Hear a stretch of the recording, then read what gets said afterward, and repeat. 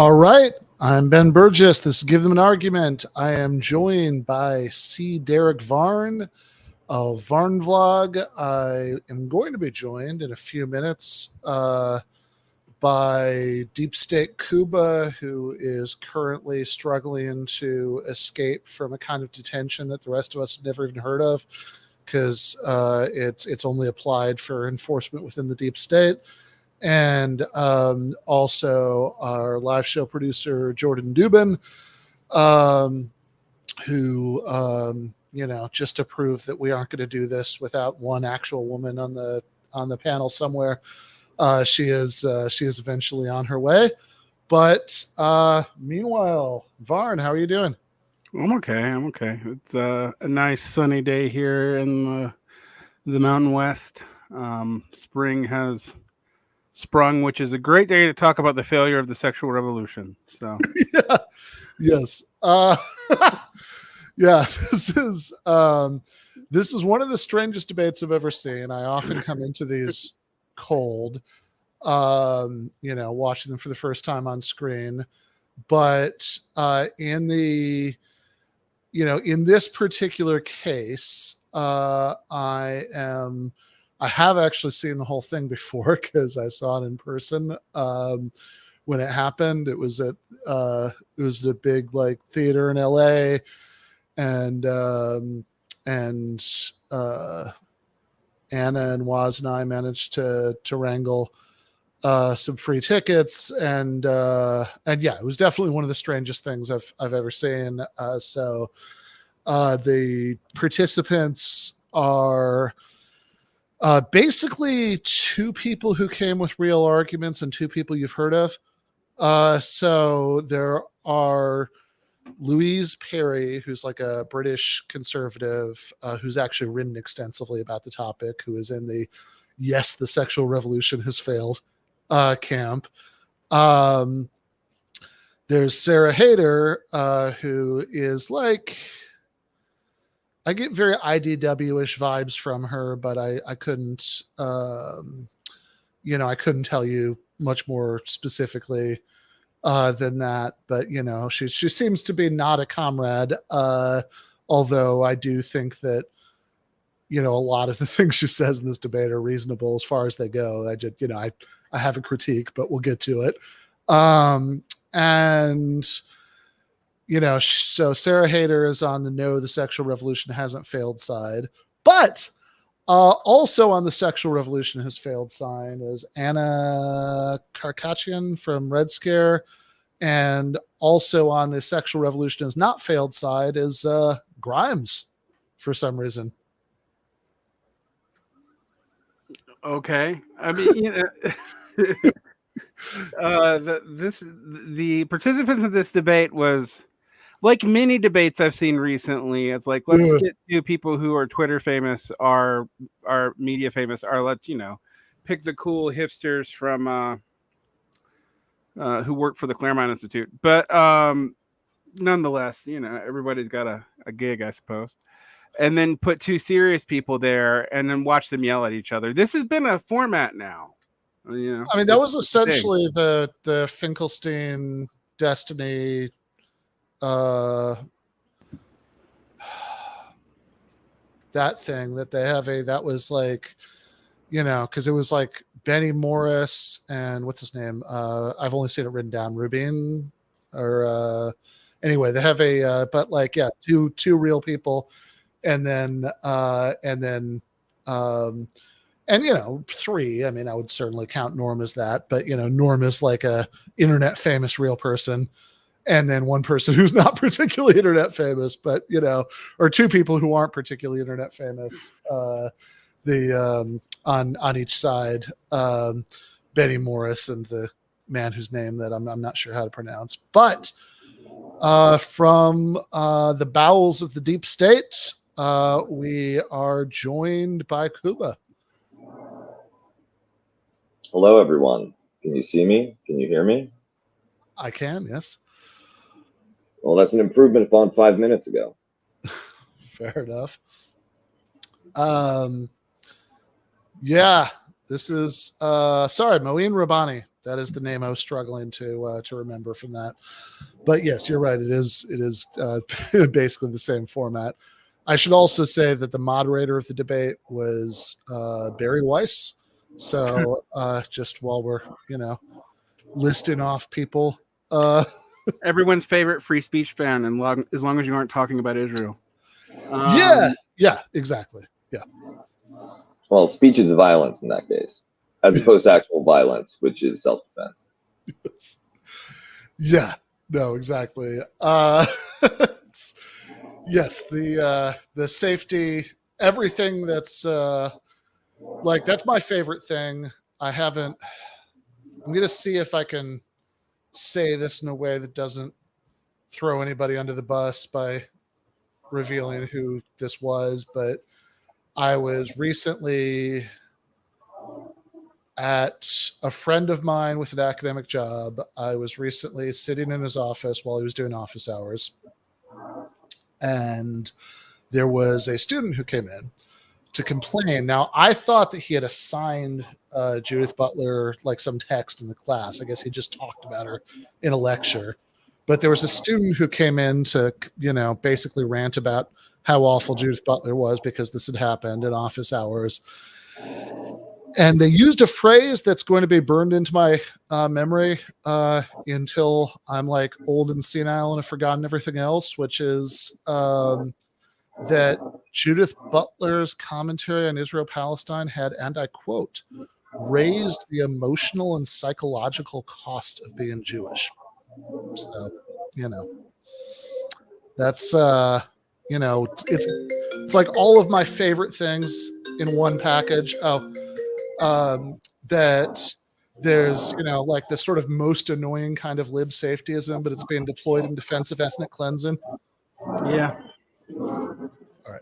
I am actually, you guys amuse each other. I'm going to be right back. Well, to be fair, she's just following up on the way that Hannah Arendt increased the emotional and psychological cost of belonging to the SS. Or at least dating one. Well, I mean, Heidegger. Yes, for those who don't know, Heidegger, who I guess wasn't in the SS, but he was a Nazi, so we split the difference, I suppose. It's a season for counseling these days, it seems like. Jody Dean got put on leave for an article on Palestine, and that's obviously not super great. We've had all kinds of free speech issues, and of course the IDW Free Speech Brigade has decided to get all up on the DEI, but for the IDF. So this is where we are these days. I don't know what that has to do with the topic of today. With the topic of today. Apparently, I've been corrected. She's been suspended as well. I can't hear anything. Can you hear me? Yes. I see Varn said yes. Hi, everyone. I can't hear anything. Oh, interesting. Okay. Audio out. Varoufakis got banned from Germany. The most recent poll on Gaza and Germany indicates that two groups agree on the current German state stance towards Israel-Gaza, which is the ADF and the people in charge. So that's going to be interesting for the next election round. Wait a second. Nonetheless.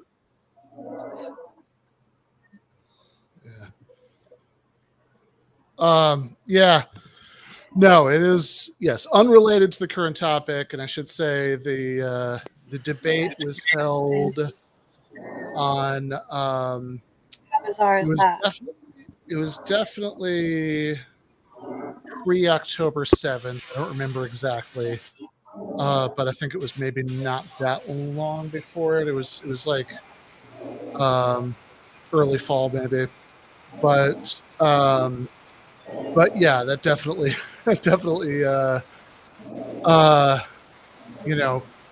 I mean, this is certainly something that I've been complaining about Bari Weiss since long before that, but it's gotten that much more obvious since then.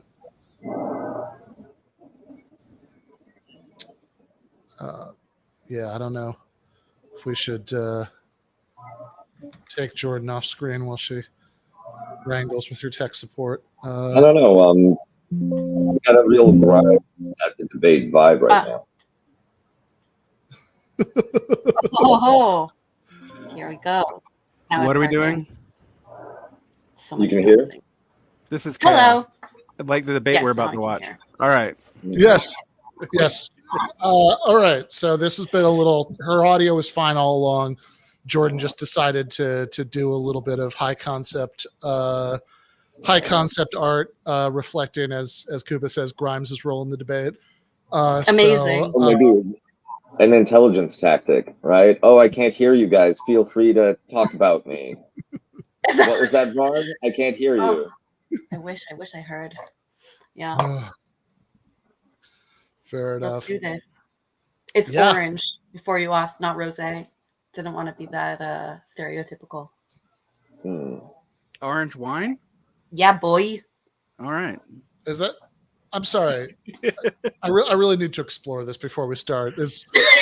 So basically, it's like white wine grapes that are made on the skin contact longer, like a red wine style, so it gets more color. Okay. Oh. Why not? Got more body than a white wine. All right, fair enough. So would you call it like a thicker white wine? The thicker white wine with 2 C's. Of, exactly. wine? Yeah. Okay. Exactly. This is thick red. Cheers. I'll just drink my tea. Fair enough. Oh, I'm not telling you what this is. That's coffee. Yeah. Given what my sources tell me about your time zone, that is probably coffee. It's just Bailey's because Kuba's disgusting. It's just a tall glass of Bailey's on the rocks. I like it. Yeah, I've got like an empty bottle sitting off camera. Okay, we should start. These poor people are just desperate to learn about the sexual revolution. Yes, of course, as one is. Yes. As one is. Yeah. What is it? When did it happen? Where did it go? Yeah, exactly. Our answer today. Although this is perhaps too amazing not to share. I just got speaking of, guys the internet, has opinions about. That's my trend we're actually talking about. So I don't know if people know this, but Nathan Robinson is very obsessed with AI and like playing with AI art and things like this. And he used an AI voice thing to create this. He sent this to me just before we went live. Mm-hmm. This is a message from the late William F. Buckley from Beyond the Grave. Ben, this is William F. Buckley speaking. Come and join the reactionaries. We have more fun. We don't have to worry about such trifling concerns as labor rights or so-called climate catastrophe. We are the kings of the world, and we damn well enjoy it. Ben Burgis, you should sell your soul to the devil and join the right wing. You'll make more money. Wow. And if you don't, I'll sock you in the goddamned face. Ha ha. Got his cadence down well. I was going to make a joke about Nathan Robinson being obsessed with AI because it's easier to lay off your staff that way, but we'll just move on. Ooh, okay. Yeah. Now this is I'm just impressed, right? It's very hard to book William F. Buckley these days. So that's true. I'm honored to get the cameo. But in any case, that's awesome. All right, let's go into the sexual revolution. Sexual revolution has failed.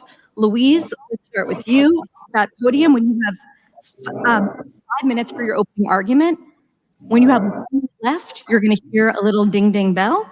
And again, when time's up, where's your? Good evening.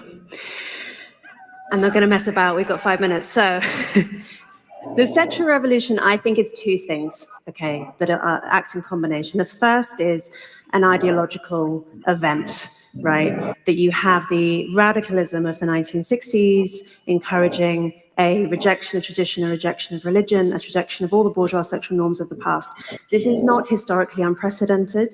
It is quite common across history to have periods of licentiousness alternating with periods of prudishness, but generally licentiousness doesn't stick because having sex is probably the most consequential thing a woman can do in a world without contraception, and a lot of women aren't willing to take that risk for the sake of ideology, which is why the second component, which is the technological component, is so important, and that's the pill, of course. Followed soon afterwards by the decriminalization of abortion, because the pill, particularly in its early days, isn't actually that effective. It still isn't 100% effective, and so you need abortion there as a backstop if you're going to pretend that sex is really consequence-free. And of course, all of that is only possible because we're undergoing still an historical event that I think is probably going to be remembered by historians of the future, if we produce any, as something like a second Reformation. So the first Reformation was the rejection of Catholicism. The second Reformation, which we are still experiencing, I would say, is the rejection of Christianity and actually of religion per se. So all of that permits abortion, permits the pill, all of this. And what they do in combination is they act as a sort of acid on the very fragile system of sexual norms that had developed in order to regulate heterosexuality, right? And what a lot of feminists will say at the time, and say still, is that what that regulation actually served to do was to control female sexuality. And they're right, it did. What they tend to forget is that it also acted to control male sexuality, which is actually the more potent and arguably more dangerous force and in need of regulation. And look, I accept that regulation is onerous. I also agree with the sexual revolutionaries who say that chaste monogamy lifelong is not our natural state. It isn't our natural state. Actually, only about 20% of cultures on the anthropological record have been monogamous. We're the unusual ones. Well, we were up until recently. But the thing is that the other 80% are not feminist utopias. They're not matriarchies. Second wave feminists searched really hard to find evidence of matriarchies on the historical record, and they came up short. What the actual other option seems to be for a complex society like our own is polygamy. So that's when high status men have lots of wives and low status men have none. And what you see actually, now that we've lifted the prohibition on monogamy, is you see that we are tending back towards that. Because she's not a social scientist, she's not an anthropologist, and some of the assertions that she's making here are simply incorrect, right? To say that feminists came up short in looking for matriarchies, well, it's true that it's not a particularly prevalent form of social organization, but it isn't absent from the anthropological record either, which is why she had to come up with a weird British euphemism rather than simply say that that's not a form that exists. And that, I think, is emblematic of the fact that she has motivated reasoning, and her interpretation of the factual record, the historical and anthropological record of sexual relations across cultures is one that's inaccurate in order to bolster her position. Yeah, and she does this by actually she throws out a couple of statistical facts, which are true enough, actually, although how we would know that only 20% of human cultures have ever been monogamous is pretty funny to me as a person who studied anthropology and was obsessed and still is obsessed with sexual anthropology. The stats on things before the 19th century are pretty much made up. But fair enough. I think it's actually true that there's been more non-monogamous societies than monogamous ones. The one thing I'll say is, I would also say that when she talks about a non-monogamous society, well, there's a difference between a society in which polygamy and hypergamy are present and legally recognized, and ones in which they are obligatory and socially mandated. Right. Absolutely. In these polygamous societies, you have vast numbers of people who are living in monogamous relationships and monogamous households. It's just that you also have the presence of a significant number of recognized and legitimate polygamous households. My experience in Egypt, which is where if you are Muslim, polygamy is legal up to 4 wives, is I never met anyone with 4 wives. I've met people with 2. I met a vast majority of people with 1. But plenty of people with 2. Met nobody with 3 or 4. I heard of it. It is legal. It technically exists, but I never encountered it. Not in this economy. Come on. Maybe if well, that's part of it, actually, for real. Yeah, I know. Is that you do have to be able to provide a dowry, because in Egypt, your marriage law is actually based on your civil law is based on Canton law, which is based on your faith. But also, when you talk about like the majority of non-monogamous societies in the past, like in hunter-gatherer bands and whatnot, it doesn't look like polygamy. It also doesn't necessarily look like monogamy. Nor should I say it looks like a feminist utopia. I mean, sometimes it's quite violent, sometimes it's not. The number of sexual relations in hunter-gatherer bands is almost as varied as the number of hunter-gatherer bands there are. So these stats are, there's a mixture of like, she's moving from time periods too. Like she's very much like, oh, the 19th century, but in the deep past, we also don't have a lot of evidence in the deep past, we don't have a lot of evidence for marriage at all. So it's, even the older languages, anthropological like tracing of the words, that usually the first word for wife as actually just man and woman, and it's a property statement. So it's this is something else. I mean, the other thing is I feel like this speech is just pulled from an incel bulletin board. Like it's slightly more dressed up, it's got slightly better stats, but like I've seen this on Red Pill YouTube 7 years ago, almost verbatim. So yeah, let's get her through her opening statement at light Yeah, speed. I have a lot to say about stuff later in the debate, but all I have to say about this is that war is a really funny regulation. Like, look, 4 wives, fine. 5, that's ridiculous. Line, right? You do that. People who are correcting me about marriage need to talk to me about if they know the ancient languages involved. I know, at least in Hebrew, it's literally just like Baal means owner, Baal, and Isha, woman. And also, if you don't have property to pass along, marriage is in the Iliad. Maybe not much better, but yeah. Marriage is in the Iliad because the Iliad is composed of warriors, kings, and lords. So it matters what the relationship is with a particular woman, so you know which son is going to take over Ithaca when Odysseus disappears. Yeah, fair enough. All right, as Jordan says, let's let Louise Perry. So much mansplaining going on. Is this gonna happen the whole time, you guys? Jesus Christ! Calm down. All right, we're gonna let Louise Perry get through her opening statement. Human default. So you look at something like dating apps, and you see that high status men are able to attract basically like digital harems of women. Low status men are losing out, as we all know, famously. And the thing is about polygamous cultures that they're really bad news for women and children. They have higher rates of domestic abuse. They have higher rates of child abuse. They have higher rates of crime, full stop. And what's more, you end up with this system where actually the men at the very tippy top of the hierarchy have an enormous amount of power to set the terms of the sexual culture. And what I think we're seeing is what I'm going to describe as the homosexualization of heterosexuality. So basically a trend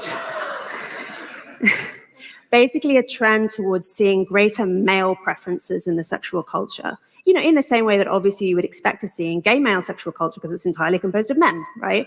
You're seeing that in the straight dating world as well. So more casual sex, more kind of anonymous sex, more porn, more tolerance for fetishes, all of this stuff. You know, Sex and the City is actually a TV show made by and about gay men. Like, they admit this, you know, Samantha, the horny one, she was based on a real person, a man. The writers have said as much, right? But the problem is that Sex and the City is so emblematic of this idea that having sex like a man and that's what they call it in the first episode, having sex like a man is aspirational.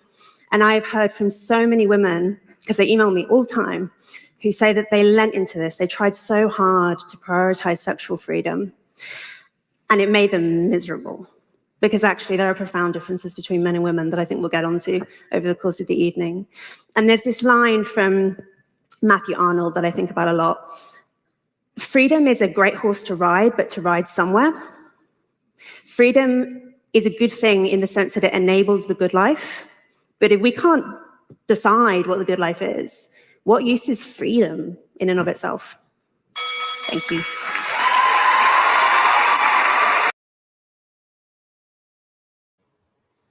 Damn. Grateful that Louise Perry is here to tell me what the good life is. Generally speaking, I don't have a lot of overlap with the libertarians, but one point on which I think they're correct is that the good life may not be the same for everyone, and the goal of a free society is to provide people with the opportunity to choose the good life for themselves, which requires a certain amount of experimentation, trial and error. You're not going to get to that point by a straight and linear line, which is what Louise Perry is suggesting, that there is a really obvious good life that's appropriate for everyone, and we should do our best to deploy school marmish judgment and shaming in order to keep everyone on the straight and narrow towards those 2.3 kids in the suburb. And frankly, this is a reactionary position. And I'd respect her more if she threw in some Jesus and God in order to have some grounding for why this one and only lifestyle is the good one. But she always shies away from that final step and instead makes it seem as though, in a good technocratic way, all the data is on her side and you're just an idiot if you can't see the logical conclusion. Only cowards hide their teleos. This should be. I'll say that in normal language. Only cowards hide what their axiomatic. That's not normal language either. Only cowards hide what their assumptions are. So, you know, when everyone talks about the good life in abstract and yet somehow fails to define those terms, you can almost always know they're trying to pull your leg. And I agree with Kuba. Just admit who you fucking are and just bring out what you think your normative values are instead of trying to pretend that they are technocratically justified by hiding them. But, you know, whatever. Also, what would be like the atheist position against a homosexuality? You know what I mean? If we're not going to throw God or Jesus or anyone in there to justify. We need the homosexualization of her outfit also. I'm gonna put that in a place she won't cry, and I'll be right back. You may continue. Wow. Yeah. Someone's a total carry. Yeah. I actually don't know that Louise Perry is a Christian, although she claims to be an agnostic, but frankly, I'm not buying it. Yeah. No, where else do these ideas come from? I mean, also, Richard Dawkins is an atheist, her outfit, but you know, where would we be with like women wearing pants? there wasn't some sort of itsy bitsy sexual revolution. How far do we take back these gender roles? Like the question of when is the good life and what is the good life? Like, is it when I had to wear a skirt? You know what I mean? She's clearly enjoying slacks and a button down. Isn't that blurring the gender lines a bit? Precisely. All of these reactionaries pick some arbitrary date where society looks like they want it to look as their year zero, and everything before that is dark age barbarism that doesn't count. Yeah, absolutely. Right. The historic record isn't good to that era. Yeah, you can just say whatever you like about that. Yeah, right. I mean, it's like it's very unclear why the Amish stop at the level of technology that they do and not, they were right, for the record. 100% correct. Yeah. I can't understand their math, but the results speak for themselves. Yeah, they just determined where technological progress was supposed to end. Yeah, it's yes. I mean, very much yes to that last part, and to Kuba's point about the good life. I think that's very well said. I mean, this is the sort of I mean, I would say, like, look, this is the word liberalism is annoying because it doesn't mean one thing, it means 20 things, but one of those things is basically that, and that's a good thing, right? That you should in fact have a society where people get to pursue various visions of what counts as a good life for an individual. That's a positive thing in itself. I will also say, as far as how far she would go, I had a conversation with her at the after party where she laid out, because I kind of pressed her about her actual policy positions, and I don't remember all of them, but I remember one of them is she wanted to abolish no-fault divorce, which sounds like a recipe for a lot of people having being sort of pointlessly miserable. Or doing like what my grandfather had to do when he got divorced, which is just lying, right? That's like, that you have to have, that if two people desperately want to get divorced, one of them just gets up in court and Fun fact, they say they had an affair. Spousal murder went down 50% roughly when you had no. That's what I was going to say. She tried to throw out statistics or data without any, reference or backup about domestic violence earlier, but no fault divorce has kept so many women alive. I can't even imagine why you would make that kind of argument, but at the same time, I'm not surprised. You pick a reactionary worldview and go for it. To be fair, in the 1970s, I guess I could see the argument because, like, the World Women's Organization, for example, at the time took a stance against no-fault divorce because they thought it would empower men to not pay alimony. But as soon as the murder stats started coming in, people immediately walked that back unless they were a reactionary shitbag. So, Amazing. Yeah, no, she's going to have some very interesting points going forward. I assume. I haven't watched this. I wouldn't watch this. No way. But I'm very interested into hearing more about her concepts of gender and sexuality. She said that men had the more potent and dangerous sexuality, but kink belongs to gay men. So this is very interesting. So women are impotent and asexual, and straight men are vanilla. It's really the gay men that we have a problem with. Vanilla, but somehow dangerous. But very dangerous. This is like demonic ape theory, but demonic ape theory if the apes are also fabulous. Fabulous. Amazing. Demonic ape theory. Where are your bonobos, girl? I want to hear about lesbians too. Like, must we? I'm also very curious about what her actual positions are.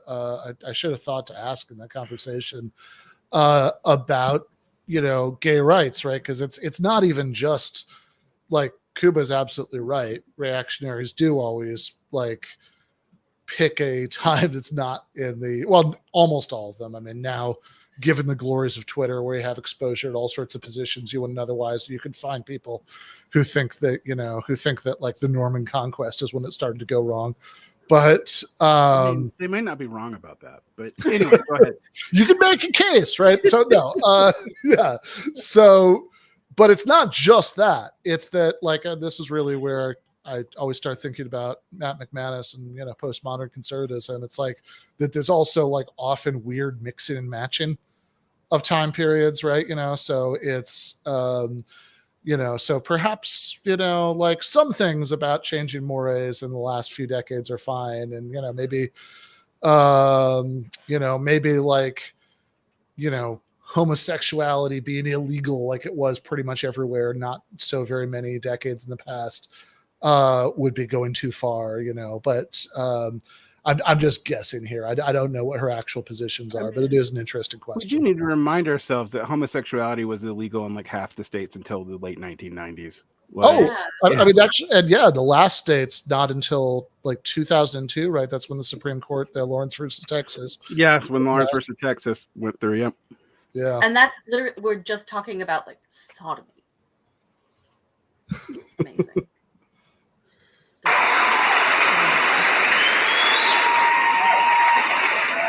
Thank you so much, Louise. We want to get deeper into the question of freedom in a little bit. Sarah, the floor is yours. Has the sexual revolution failed? Let's get 5 minutes on the clock for Sarah Haider, and a round of applause, please.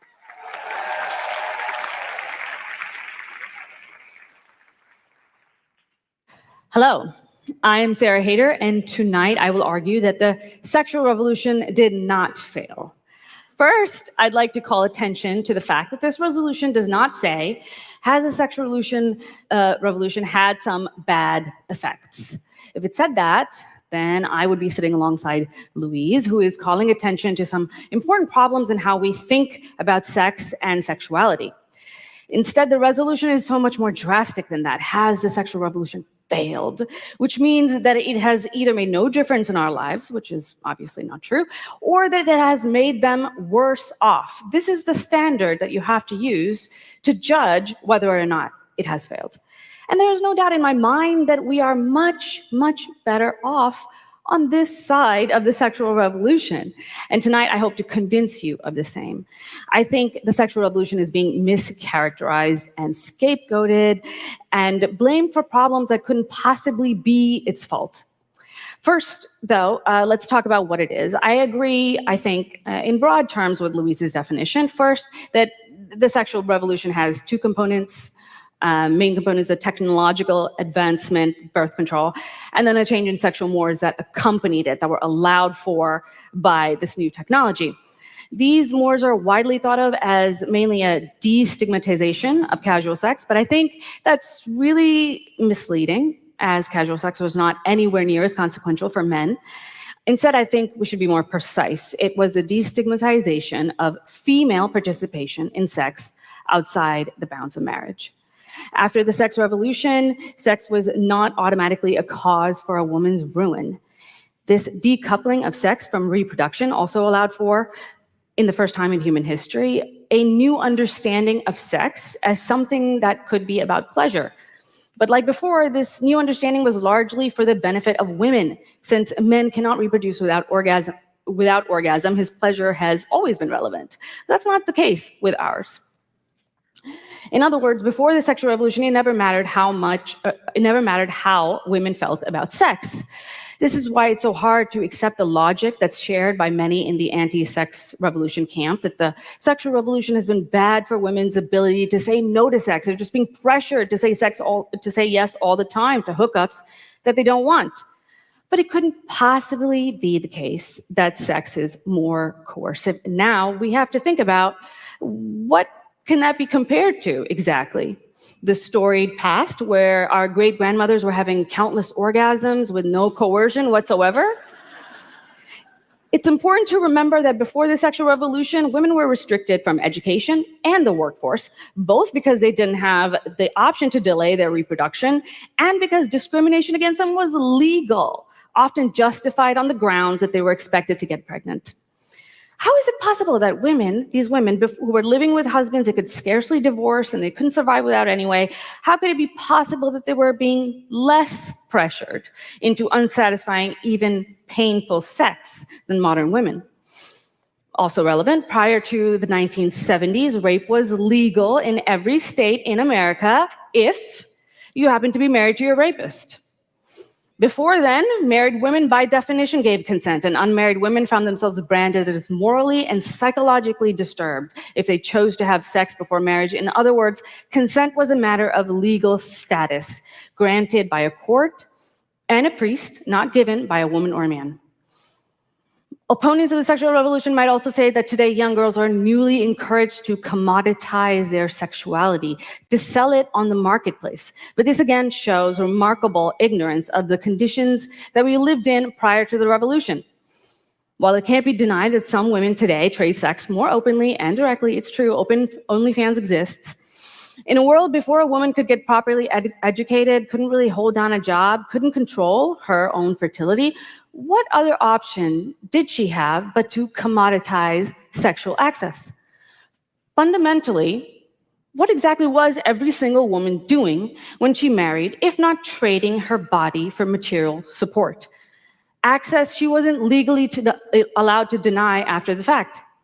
Of course, marriage is much more than that, and a good marriage is anyway, but it should be obvious that without decoupling sex from reproduction, that for the very first time, far from broadly introducing the commoditization of sexuality, women have the choice to fully and truly opt out of the sex trade. Well, I guess that's it. Thank you.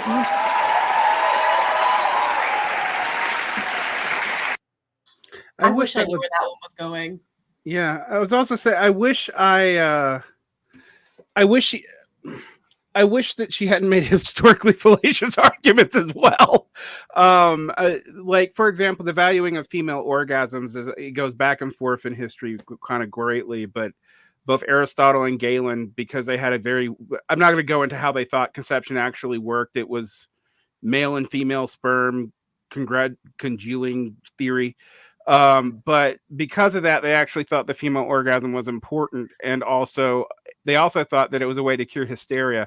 Not because they weren't misogynists, by the way. There was nothing enlightened feminist about ancient Athens at all. It's just that the idea that no one cared about women's pleasure is not entirely true, depending on the time period and the culture. Again, we are trying to talk about marriage and sexual relations before the modern terms as if that was univocal and there was only one thing. Right. The one thing that is consistent is with the establishment of agriculture in particular, linearity, tracing your lineage becomes a property rights issue. And this is why, and I was going to talk about this when someone was like, oh, well, sex hasn't always been about property. No, it hasn't been about property for poor people. All right, because they didn't have any. They don't have any. Like in some ways, there's an argument to be said that the peasant woman, as long as she didn't get enslaved, was the only person in the society who could marry for love. Like in Mel Gibson's Braveheart. Ow. I want to see how many times that'll come up from Kuba, here and in chat today. That's but so I mean, I want to be more sympathetic to. I mean, in the broad scan, in the broad sense that she's talking about, that women, the individuals having agency over this and it not being a relationship of the state or social, is that or some other social institution, the church, a mixture of both. That's somewhat true. I mean, you definitely see this in the High Middle Ages when you're looking at courtly love things, and it's pretty clear that reading between the lines of those texts that everyone's having affairs, but no one's supposed to get anyone pregnant. So I guess that means that they're all doing hand stuff. But because it's just recognized that high class people do not marry for love at all. And men can do what they want, but the concession is basically well, if you fall in love, you're kind of fucked, and it's all bad. But we recognize that it happens, and if some knight falls in love with you, and just don't get pregnant, because then you committed treason. That's the way those texts read, and so it's interesting to hear this thrown back out. from the feminist, I guess feminist perspective, I'm trying to figure out exactly what her perspective is. It seems feminist-ish, but there's some stuff, some other stuff she seems sympathetic to the other side for. One thing I can say about the sexual revolution argument is like they don't really have anyone on the panels who seem to think it was a good thing. So maybe Grimes, I don't know. Maybe like, Grimes, but I don't know. I think Sarah Haider does think it's a good thing, right? I mean, like overall, right? Like, like she sort of vaguely alluded to caveats about it. I mean, I basically thought, that she sort of brought out, like, there are things that I have a problem with for Sarah Haider later in the debate. Like this, I basically thought was correct. Like, I think that and to sort of defend her maybe a little bit on that, right? I mean, I think maybe the relevant contrast class isn't all of human history. But what did she say? Our great grandmothers, right? That that, like, in other words, the sort of societies that the relatively recent societies that people are talking about when they talk about, the sexual revolution, and,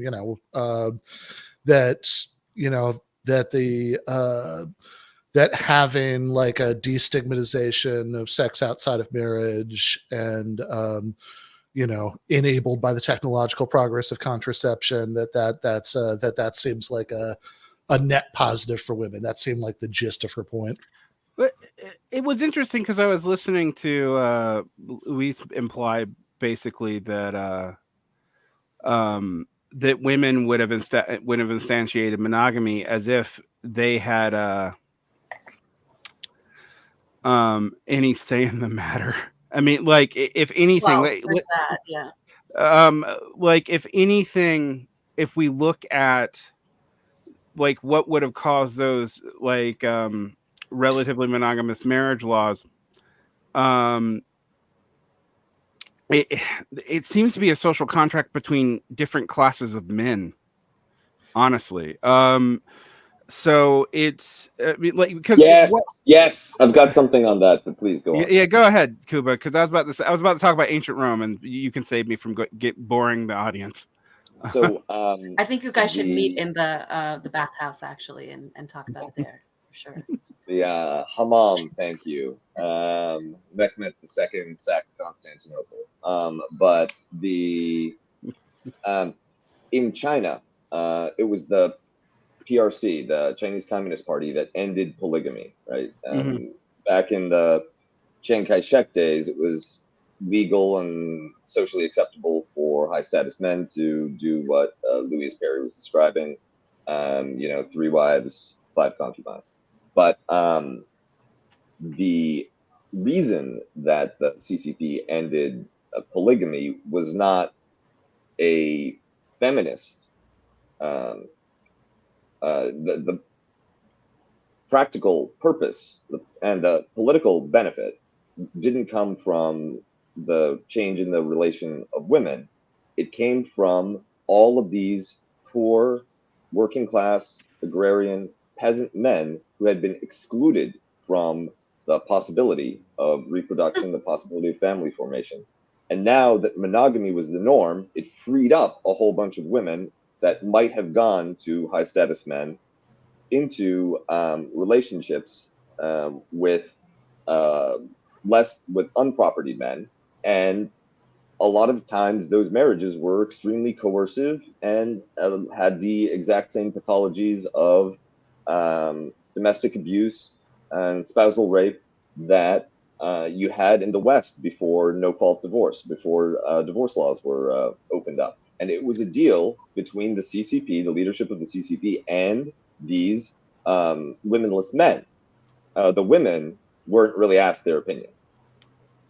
Again, shock of the century there. That's fascinating. I wanted to just go out on a crazy limb, unlike all the ladies that have spoken so far, and say, like, hey, maybe casual sex isn't so bad. Maybe the downside of casual sex that we see nowadays has a lot more to do with, like, issues of intimacy and emotional regulation and not being able to talk about our feelings. But even the concept of casual sex is such a wide term. Sex that is not for procreative purposes, is considered casual sex in a sense, and that can happen within a marriage as well. You know, obviously there's a lot of religious laws regarding that.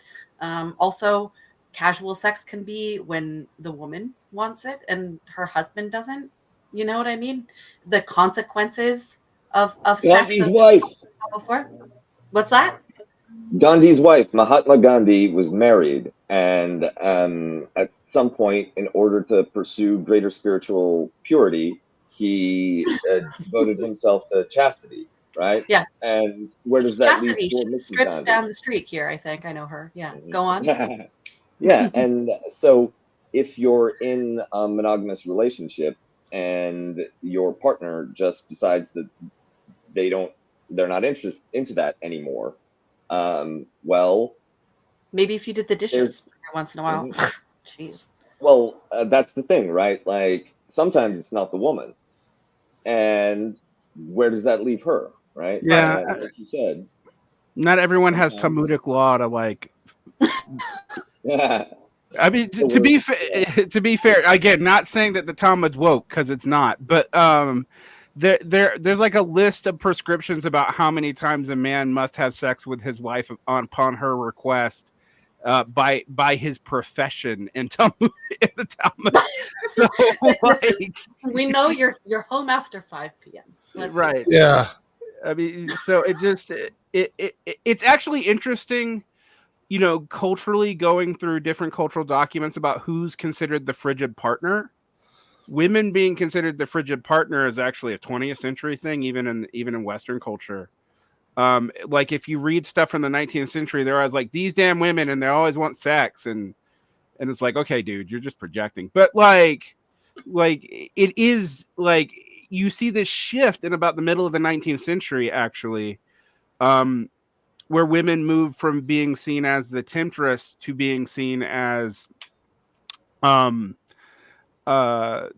civilizer, and it's in the particularly in the West of the United States, and that's a pretty interesting cultural shift. So it's like if you had the mistake of being a lit major who studied the 19th century American literature for some reason, I don't know who I'm talking about there, you can actually literally pinpoint the shift around right before the Civil War when where the language around who's the frigid partner shifts, and it takes a little while actually to go throughout the culture. So I think that worked out just right, just in time for it to be okay that the guys were going off to war for a few years. And the thing is too that I think that it has a lot to do with the frontier and the particular gender disbalance that you have in the Western territories, where it's like 4 or 5 men per woman. And once you have that kind of imbalance, then yes, you're going to see a change in male behavior because of the scarcity factor. And the just like in Russia, contemporary Russia, since World War I, there has been a surplus of women due to the men all being sent off alcoholics in large numbers. Yeah, and that as well, and also just Russia being a place that kills Russians. And Russia is very good at killing Russians just with like the weather. Precisely, and the radioactive potatoes. And so you have a shift, and this should be great material for the materialist, right? When you have gender imbalances, sexual behavior, and then expectations about the position, the attitude of the different genders shifts to reflect the material underlying reality. Absolutely. So there should have been a Marxist on this panel since we're talking about revolution. Anyway. Yeah. Red scare lady. Yeah, that's right. Trad calf once with the Communist Manifesto. Trad calf. Yeah, she did. She's Marxist, right? Clearly. Wait, was this about the Communist Manifesto? Grimes took a picture with the Communist Manifesto when she divorced. Right. When she divorced Elon Musk. Yeah. Someone gave it to her because they thought that it would be like, you know, the most contentious thing for the paparazzi to shoot her with. But my favorite thing was like she was wearing this crazy outfit and carrying the Communist Manifesto and just like stopped to read it on a street corner, like squatting or I don't know, sitting on like a pole. And yeah, obviously sometimes you just get a whim and you have to stop and start reading the Communist Manifesto from a random page while cameras are around you.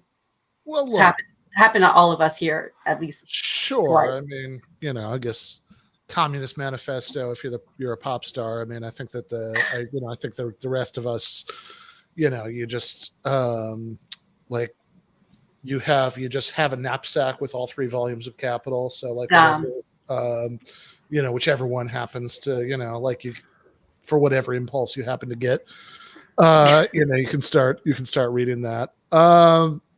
Yeah, so we have speaking of I think she's not actually Russian, although some kind of Slavic background, but in any case, I'm still gonna say, speaking of Russians, let's listen to Anna Khachiyan. Back to the side that believes the sexual revolution has failed. Anna Khachiyan, the floor is yours. Let's get 5 minutes on the clock. Crowd loves her. You said Khachiyan. Hi. Can everybody hear me? I did. I fucked it up. Woo! I might have to read because I have brain fog, which I like to attribute to having mom brain and the state of being a woman in general, not my crippling internet addiction. I should also add that my remarks were ghostwritten by men, so asking me to memorize them is asking too much. Whether that proves the sexual revolution has failed or succeeded, I'm not sure, but that's the question we're here to answer this evening. It's a question that can immediately be answered by the fact that this is an all-girl panel. Make of that what you will. I'm happy to be here and to be sharing the stage with these amazing women. Louise Perry, probably the smartest person in the room, which just goes to show how far we've fallen. Sarah Haider, who courageously turned her back on Islam to become an even worse thing. Grimes, she's not actually here today. She's been dealing with a lot right now. That's a hologram. And of course, Bari Weiss, who has single-handedly kept anti-Semitism alive in this country. It's hard for me to sit here and argue with a straight face that the sexual revolution has failed, even though that's what they're paying me for. Let's face it, all of us here on stage are the winners of the sexual revolution, and the sexual revolution is the winner of the culture war.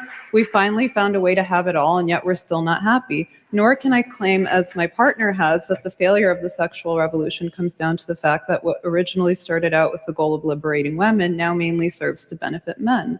Realistically, men really only had a few decades of enjoying the fruits of the pill before Title IX and Me Too made male sexuality presumptively illegal. And yet, here we are still having the same debate from the same assumptions. Women are objectified and oppressed, though it's no longer clear by whom. The patriarchy is alive and well, though apparently there's also a crisis of masculinity. No offense, but the idea that we live in a society where men are in charge is funnier than anything Tim Dillon has ever said. The response from both the feminist camp and its post-feminist critics has been predictably to double down on blaming men for a host of offenses from hostile workplaces to eating disorders. This is perfectly in line with the progressive view that when things go wrong, all you have to do is keep doing the thing you were doing before that made them so bad in the first place. Several waves of feminism later, we still haven't left the plantation of treating women as victims, deprived of agency, suffering from a false consciousness that forces them to compete with each other for male attention, unless, of course, they become mothers and are suddenly endowed with the timeless wisdom that actually porn and casual sex are bad. At the same time, I don't really have much faith in that my brand of feminism, which I stole from Camille Paglia, and which says that women do have a lot of power and agency, will prevail. I seriously doubt the utility of commenting on observable female traits and behaviors. For one, women don't like it and they really seem to take it personally, because our strength lies in keeping things unofficial and evading responsibility. Plus, both men and women are invested in maintaining the fiction that women are the fairer sex, not operating out of ordinary incentives, just like everybody else. If you disagree, you're either autistic or an incel or both, which means you're right wing and you're not entitled to an opinion. The problem we now face is that this unofficial style has been officially baked into the system. The most problematic legacy of feminism is that it made topping from the bottom the top-down procedural thing. So my beef with the sexual revolution has less to do with its incoherent attitudes towards sex than with the way the resulting chaos has been leveraged to capture the institutions, the university, the media, and so on.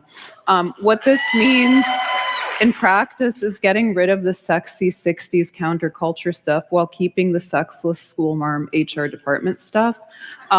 The model we're left with is one that selects for the insane and the incompetent, or just sociopaths pleading insanity by pretending not to understand reasonable objections and getting offended at everything. This makes their position unfalsifiable with liberals who are powerless to challenge anything coming at them from the left. I hate to go here, but abortion and transgender are two good examples of how issues on which most people agree are steered by fanatics.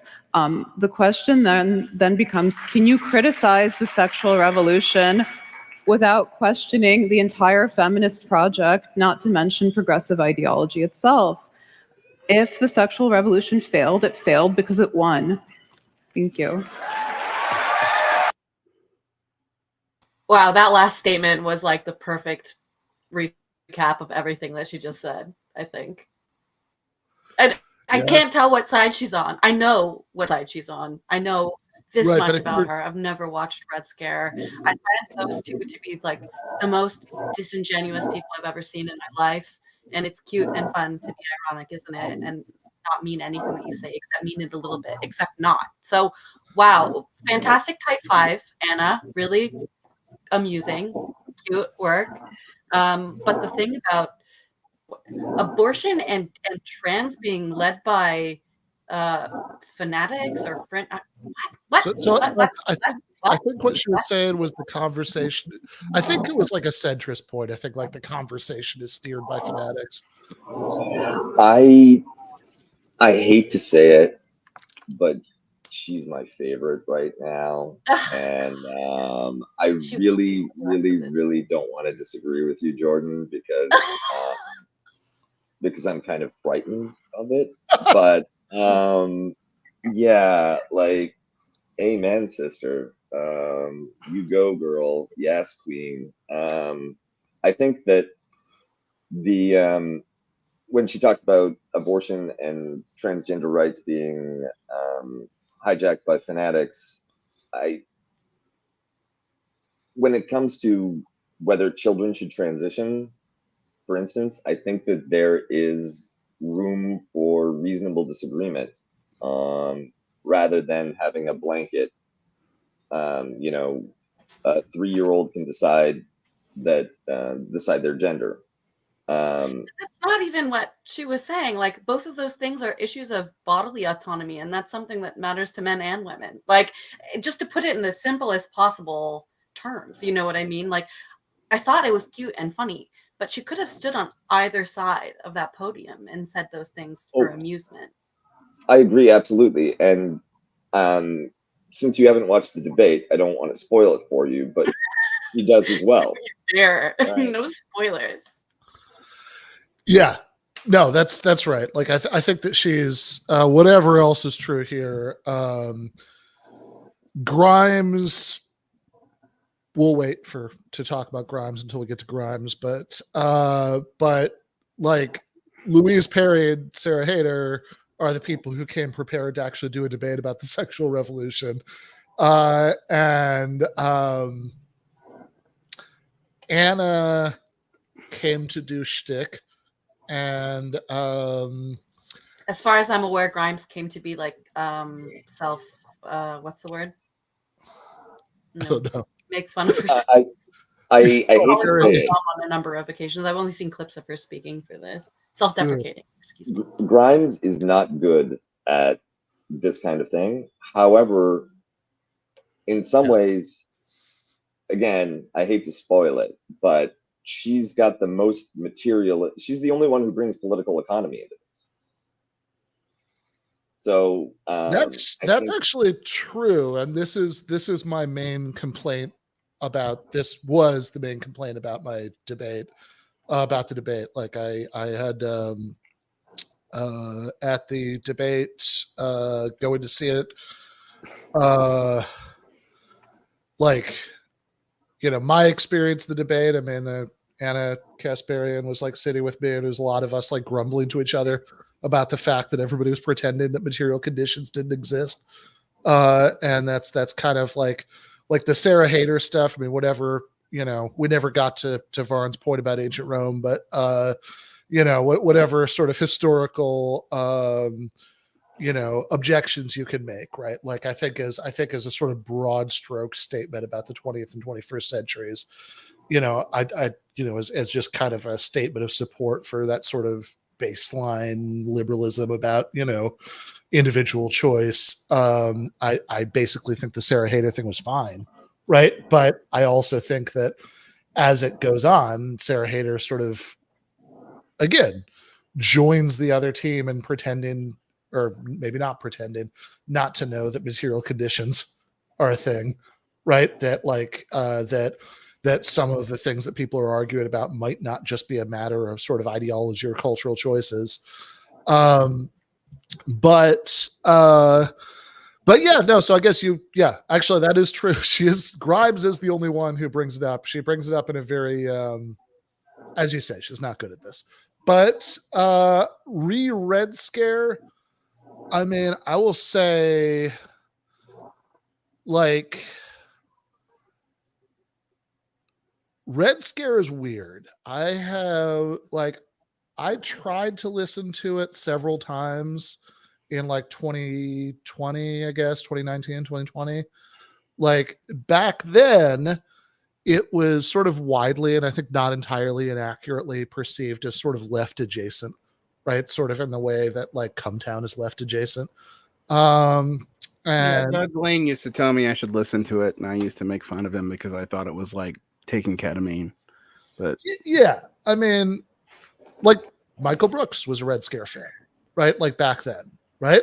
This is I've heard like it's changed a lot. So I was in like a Twitter space just looking at what the fuck is a Twitter space like a year ago that the other one, the blonde one, was in. What's her name? Dasha. Oh, correct. Right. And Dasha like Rova, she was something like making adorable statements of support for Vladimir Putin and saying outright anti-Semitic things. So anything that was like so this left is adjacent, I think is kind of well, so their podcast explicitly gets Claremont Institute money now, and they didn't in 2019. I just, you know, I don't know. Maybe that has something to do with it. right. So they had a well, Jem, Cumtown is no more. There's a successor show, but it certainly was left adjacent. Like they have that you know, politics would come up. People had vaguely Bernie-ish sort of Chapo inflected politics. People were running in the same crowd, and the same was true to a point of Red Scare in a more complicated way, I think. Like some of the Putin stuff that you're talking about, it was always a little hard to disentangle the layers of irony, right? But like some of that was present, you know, way back when. And yeah, it was like, I can remember a time when, yeah, they were vaguely leftish, sort of. They're like Bernie, but it's certainly changed quite dramatically. I mean, like, so Dasha, who you were talking about, was actually a guest on this show in like 2020, maybe late 2020, early 2021, one of those. And I can say, and I don't feel like I'm definitely not violating any privacy by saying this. Jordan has heard this before, but I don't think you guys have, that since I'm definitely not violating privacy by saying this because Dasha talked about it on a Red Scare episode since it happened. I also saw her at the after party of this debate. And yeah, like I said, she was a guest on the show like 3 or 4 years ago. And she was saying much more lefty things back then. Like I even kind of pressed her in that conversation on social issues, and she sort of said, generically liberal things about a lot of that. And yeah, I ran into her at the after party, got a very, like, hey, Ben, hug, whatever. But then like in the, we had this conversation where I was basically complaining about the material conditions point. And, she asked me what I thought. And I said, well, I said that essentially. And in particular, I objected to what her co-host had said. We haven't seen it yet, but later in the debate, where she says that like declining like birth rates, she like blames on what she says is an anti-natalist culture. And I pointed out that, in fact, if you look at statistics, an awful lot of Americans say they'd like to have kids, but they can't afford it. Right. And, we got back and forth. We went back and forth on that like very extensively. That was,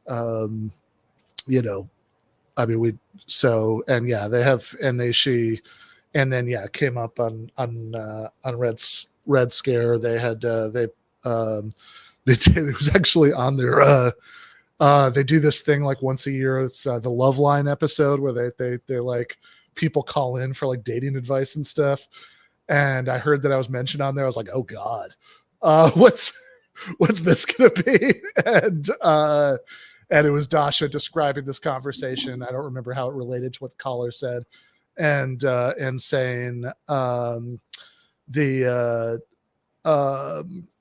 and said, yeah, I ran into that guy, Ben Burgis, and I don't know, we were talking about what you'd said about the anti-natalist culture, and he just had this very Marxoid, I remember that was the phrase she used, Marxoid, argument about it was all about economics, and, they talk about that for a few minutes. But yeah, look, I think clearly there's been a very hard right turn in the last few years, right? That was like, maybe always present a little bit, but like in a very mild way back when, like it was, like it always seemed like the sort of point of Red Scare was to make, I don't know. It seemed to be more cultural commentary than anything. And it was just kind of to, was it though? I don't know. I feel like the only thing I know about them is they call other women fat and like talk about how they eat, like sucralose for breakfast, and that's it.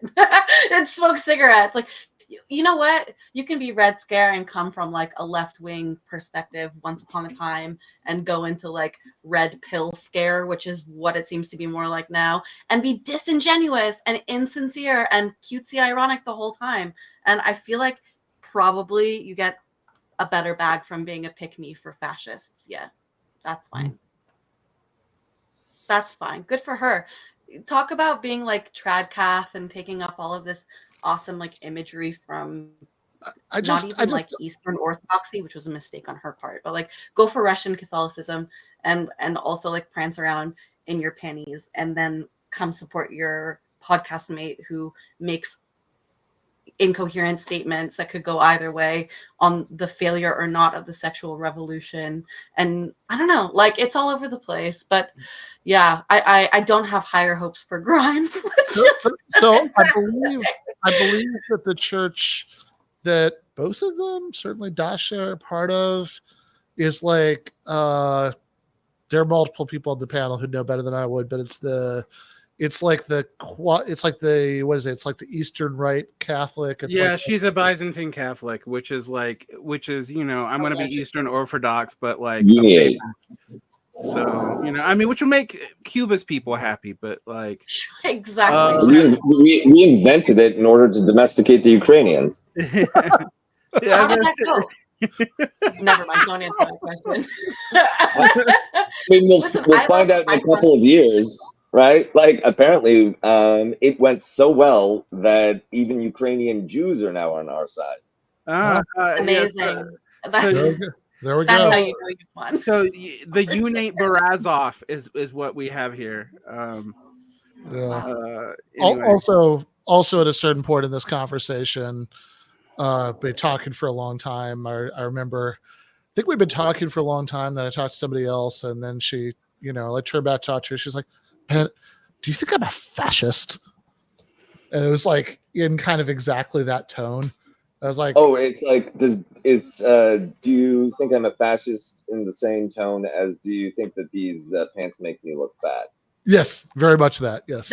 Right. Well, except that there's like no wrong answer for Dasha's. It's like cutesy or flirtation. Like, don't say the wrong thing if someone asks you if those pants make you look fat.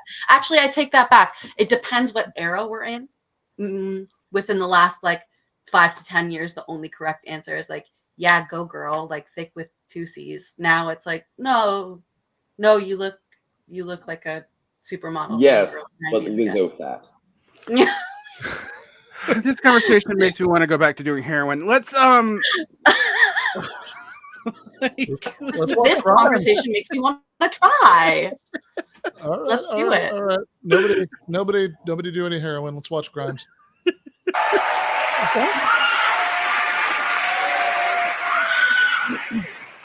Last but not least, we have Grimes putting 5 minutes on the clock.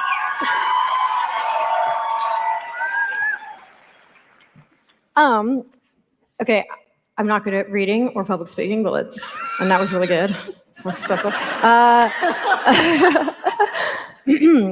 Tonight, I argue that the sexual revolution will be successful.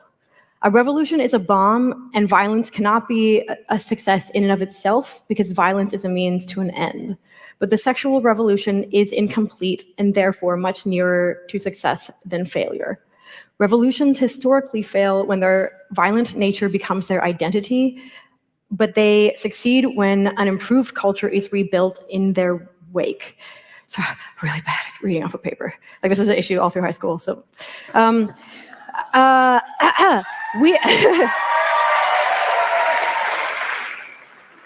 we are all rebuilding the culture right now. This was already said, but I'm saying it again. We are 4 young mothers debating in the public square because we were able to plan our families around our careers. It may not feel novel, but in the grand arc of history, this is a rare luxury. The sexual revolution is both a cultural and a technological phenomenon. Birth control, abortions, hormone therapy, pornography, dating apps, blah, blah, blah, blah, blah. The resulting freedoms, behavioral changes, and psychological impact of these technologies have deeply impacted traditional mating practices. Fertility, relationships, and marriage have all plummeted, while depression and loneliness are widespread and climbing. The opposition will correctly argue that the dismantling of sexual norms has left us worse off in many ways. But my rebuttal to traditionalists will always be that advancements in technology must always be accompanied by advancements in complementary social technology. Social technologies include religion, currency, manners, law, values, memes, government. Social technology is analogous to the idea of social engineering. To quote Sam Oburya, it is the intentional design of specific social arrangements and ways of operating. Social tech is designed to better acclimatize our monkey brains and bodies to the tools we're using. If the car is the tech, the collective agreement to our seatbelts is the complementary social tech. Culture doesn't just happen to us, it is us. And if it is hurting us, we can redesign it. I argue that the sexual revolution is a natural and unavoidable stepping stone to the world we all want, a world where everyone is sexually free. With the aid of clever social engineering, many still choose traditional family values because they are just as enticing as the alternative. For example, the technological and social changes of the last 50 years have made intergenerational living socially uncomfortable, which has resulted in a massive loss of wisdom about family building and removed the natural caregivers that would normally help raise their own grandkids. There's no compulsory classes about how to be a good father, mother, or partner in any school we're aware of. No wonder so many people are lost when it comes to forging or maintaining the kinds of relationships required to have a lasting marriage or babies. Similarly, communal tribal style living with like-minded community has totally changed my experience as a mother. This cultural practice or social technology seems obvious, but it's expensive to obtain enough housing for communal living with numerous families. Housing reform legislation is just one of the puzzle pieces necessary to build the cultural norms we need to undermine the maleffects of modernity and of the sexual revolution. Conversely, I know so many people who experience great emotional satisfaction from unconventional sex lives, and those behaviors can be traced back to Neolithic human behavior just as readily as monogamy can. However, right now, that realm of sexuality is overweighted in the culture. Our infrastructure makes children inconvenient and expensive. Childhood and motherhood are invisible in pop culture. Our education system is crumbling. In my opinion, social engineering a social environment where parenthood is adequately supported and valued is an unattainable goal. I suspect this would cascade into less judgment of non-traditional sex lives. The sexual revolution is net good and will succeed if we can get to the finish line. Is my answer. So that was both the best and worst argument given. Yeah. I mean, basically a 9 or a 10 on substance and 4 or a 3 on fashion. Yeah, and like a -4 on delivery. I felt like I was watching a high school debate, but yet I was like, you made points. Yeah, Oh my exactly. God. I just got a crocheted pot holder for some hanging plants that I've got. One of them is there behind me, but the other one is waiting to be used, and I like really And feel the like third putting it one, on. Grimes is her. wearing as a hat. Yeah. Exactly. She kind of won me over a little bit more than I wanted her to. I think, wow, yeah. I just need to process that for a second while other people speak. Go ahead. Yeah, I was more, actually, I will say I was more sympathetic to that the second time through. The first time, like watching this live, Grimes was just kind of comic relief because she was sort of, depending on the perspective you choose to take, and I think I kind of alternated, either sort of frustratingly or adorably scattered, and it was she spent half the time apologizing for being bad at public speaking. But I've got to say, knowing that and sort of coming into it knowing that, maybe paying more attention to the content the second time through, it's like, yeah, no, some good points, Grimes. It's interesting. Go ahead, Barn, please. No, I mean, it is interesting because on one hand, like, she's a bad speaker. She doesn't know how to structure an argument. She seems like she was picked so that Haider would lose. Like whoever set this debate up clearly had like a side they wanted to win, and yet she made more substantive points than even Haider did, and that's surprising to me because I'm like, oh, so she actually does bring the political economy in, and she's right about stuff about Wasn't parents. kidding. Like, there you go. Well, they both actually ceded points without telling us what they were to the other side about the bad side of the sexual revolution. I'd love to hear more of like what's gone wrong in that sense from both of them, instead of them just saying like, well, you're right that it hasn't been perfect or whatever. But we'll see. Apparently, at least in Grimes' view as well, it's still like an ongoing thing, and it can get there, and it's had more net like benefits. But gotta finish the bourgeois sexual revolution. And I really appreciate that Grimes also pointed out that it's not about replacing traditional models with this libertine free-for-all, but allowing people to choose whether or not they want to opt into the traditional models or do something different. The Louise Perry's point is that because people are unhappy, because some people are unhappy in the hookup culture, casual sexual marketplace, polyamory, whatever, everyone needs to have, a school marmish Anglican prudishness enforced by the state. And that's the worst kind of false dichotomy. And I appreciate that Grimes is rejecting it and pointing out that the goal of the sexual revolution isn't a particular Bolshevik Politburo style command sexual economy, but opportunity for people to ride the horse of freedom to different destinations that are the good life for them.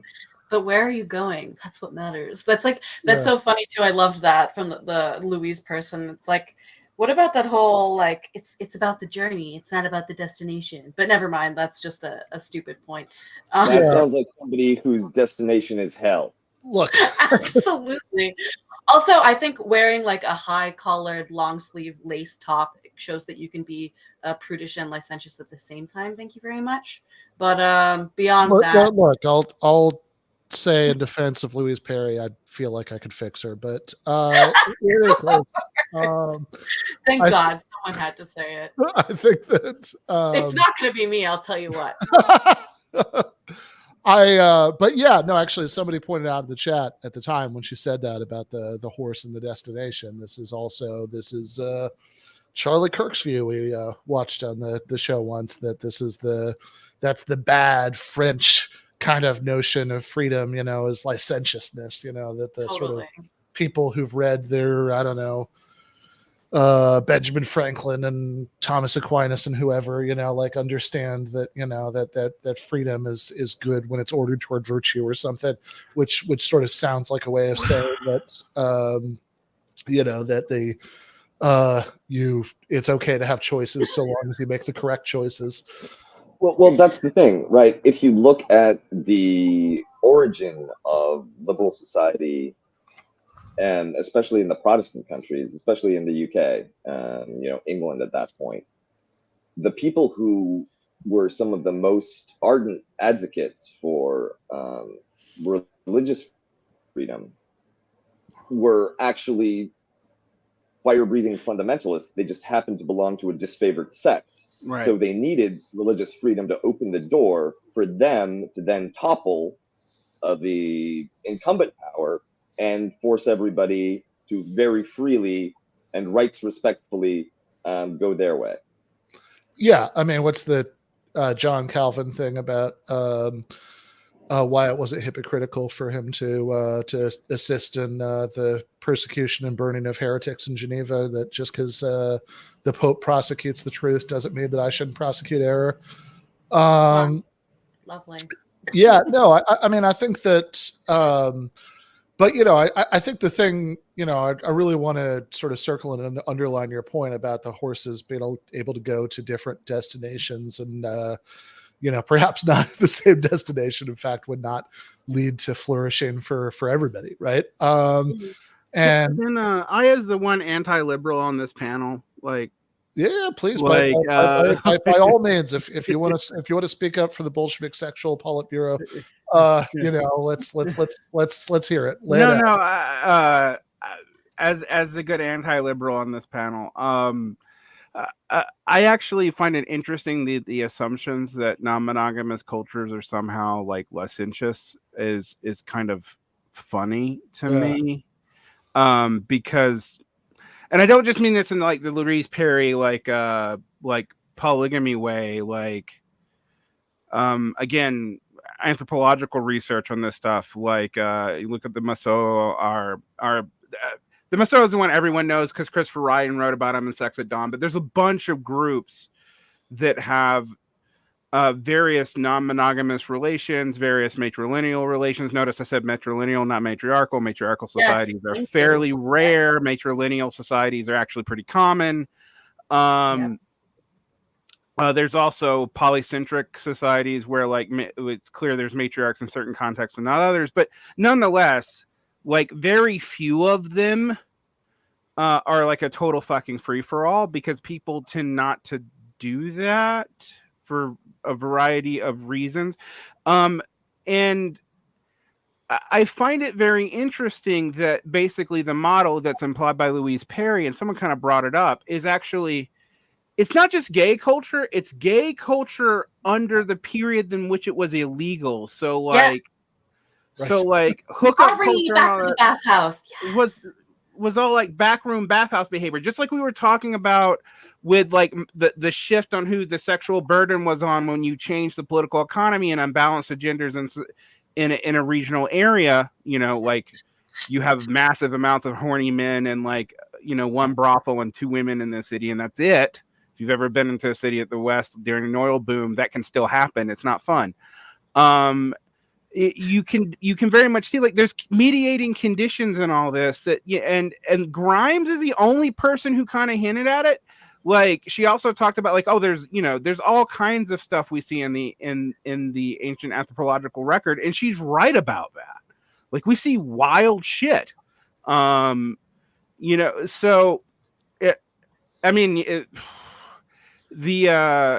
the assumptions there, it's just interesting that there's a normative set of assumptions that even the pro sexual revolution side is actually kind of granting that Grimes is the only person hinting at that might be wrong, but unfortunately she's not articulate enough to really like argue for it cogently. I do love that like she brought up that this was an issue in high school, and the way that she spoke was kind of like a high schooler who forgot to take like their ADHD medication that day and had like a 5-paragraph essay to turn in. And very, very much so. Yes. Adorable. Yeah, I didn't want to like it. I mean, I'm telling you, but before we move on, I had one more point. Yeah. If I may, that Anna, when she started speaking, she was talking about having a motherly brain fog, which could easily be like kind of a point against her side, like gender norms. But Grimes also spoke about nurturing and all of that and mothering. And something that I know about her is that she was very honest when she had her first child, that she didn't connect with motherhood, even the concept of it. And she's had like 2 more. And I think maybe both of them were via surrogacy. So it's kind of interesting to see these 2, random pop culture elements coming in from different sides of the podium here, but talking about motherhood in such a way and not relating it back to like gender norms or the sexual revolution, but having to talk about motherhood and parenting. It's very, I don't know, it's very interesting to me. I'm kind of looking forward to seeing where this is going now. I actually am interested in this because Grimes also talks about this at the end about motherhood and the sexual revolution. If I have a critique of the way we talk about the sexual revolution, if I have a critique about the way the left talks about anything, actually, it really is about the largely not talking about children except in terms of rights. That to me is a like fucked up thing. Now, I'm not one of these people who thinks the conservatives are going to win because they have the demographics. Let me tell you, I live in Utah. Some of the most out kids come from strict Mormon families because they break, and then they go the opposite direction because you can only live like that for so long if you're not inclined to live like that. Jack Mormon stereotype in general, right? Gay or straight or otherwise, right? That this is that like ex-Mormons are, the sort of most enthusiastic libertines for obvious reasons. Oh yeah. And I'll also just like the biggest sex clubs in Utah are in the most Mormon areas. Don't ask me how I know that, but it's true.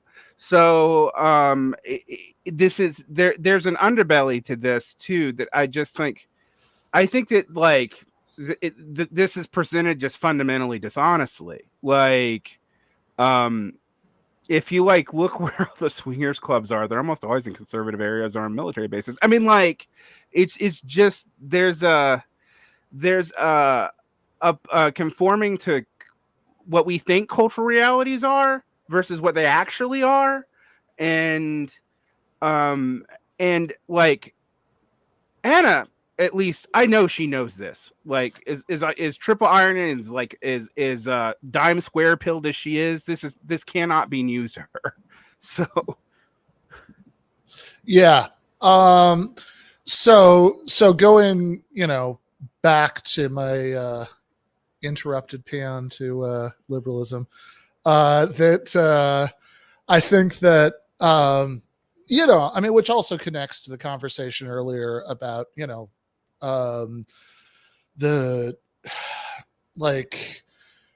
about Anna Khachiyan. So, I should also say I've listened to Red Scare like 5 times over the years. But her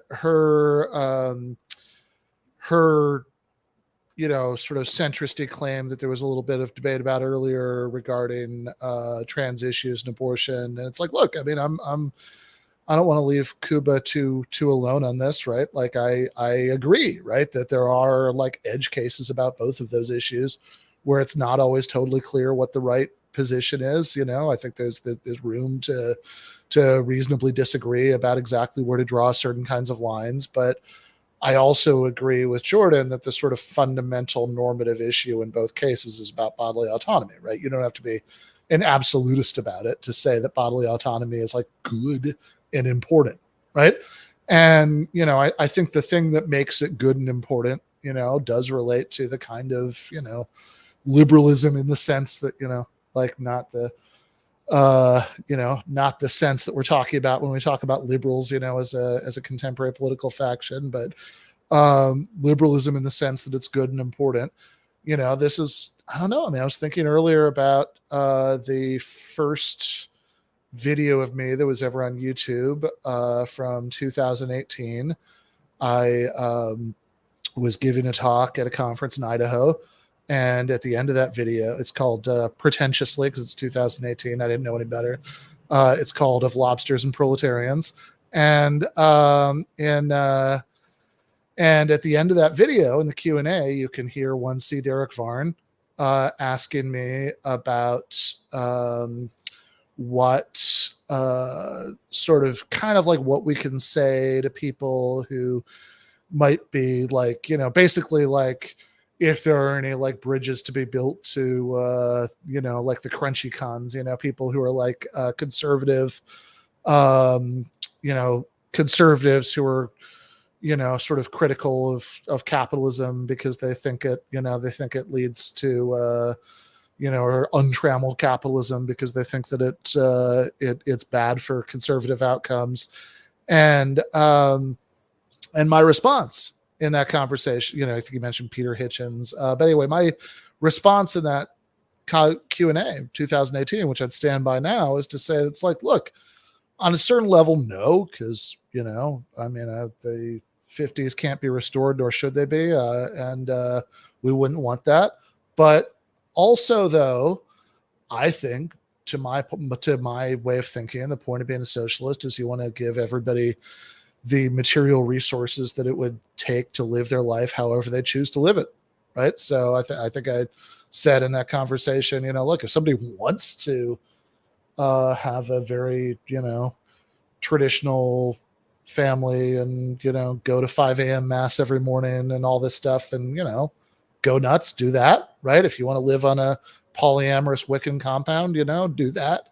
That's but like I'm not really that interested in where people ride their horses. I'm really just interested in making sure that horses are evenly distributed throughout the population.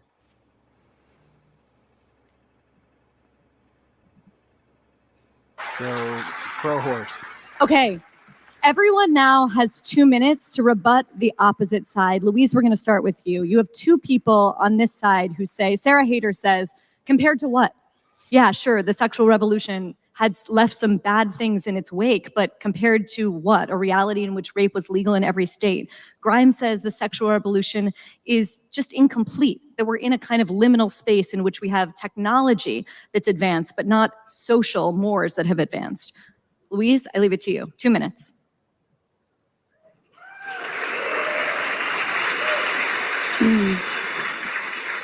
So the pickle you get into as a conservative commentator is that if you're a progressive, it's really easy to say, yeah, but not yet. What we need is more of what we're doing now, exactly as Anna described. We need to just keep pressing the same lever again and again, and it's all going to come good, I swear, it's just around the corner. It means that you're never in the position of having to actually defend something that's real. Whereas the problem that conservatives get into inevitably is you inevitably get that response, which was, you want to go back to the 1950s? You want to go back to the 13th century, like whatever era you want to name. And then, of course, you get into the trap of having to defend every single feature of that culture, which I'm not going to do. What I do want to say, though, is that we are very, very weird And I think we forget how extraordinarily weird we are. And it's partly because of the pill, it's partly because of the internet. There are a million different material factors that are leading us to be very, very strange culture in a lot of ways. The argument that I'm making is that we just be a bit more normal. Basically, we just be a bit more normal. I'm not advocating theocracy. I'm not advocating, Puritans banning music in Christmas, anything like that. When people call me a Puritan, I'm like, do you know what Puritans thought? What we've discovered is that you do need a sexual culture. Like the idea of just having a complete free-for-all, of just collapsing every single norm and hoping for the best doesn't work. And actually what we've seen is since that effort, what we've had is actually a kind of rushing in to fill the gap. Have you noticed that the people who are most agitated about pronouns are also the people who are most agitated about age gaps? We've gone from I think what's happened is we used to have, a flawed, obviously, but a basically internally coherent set of sexual norms, set of rules that people kind of knew where they stood.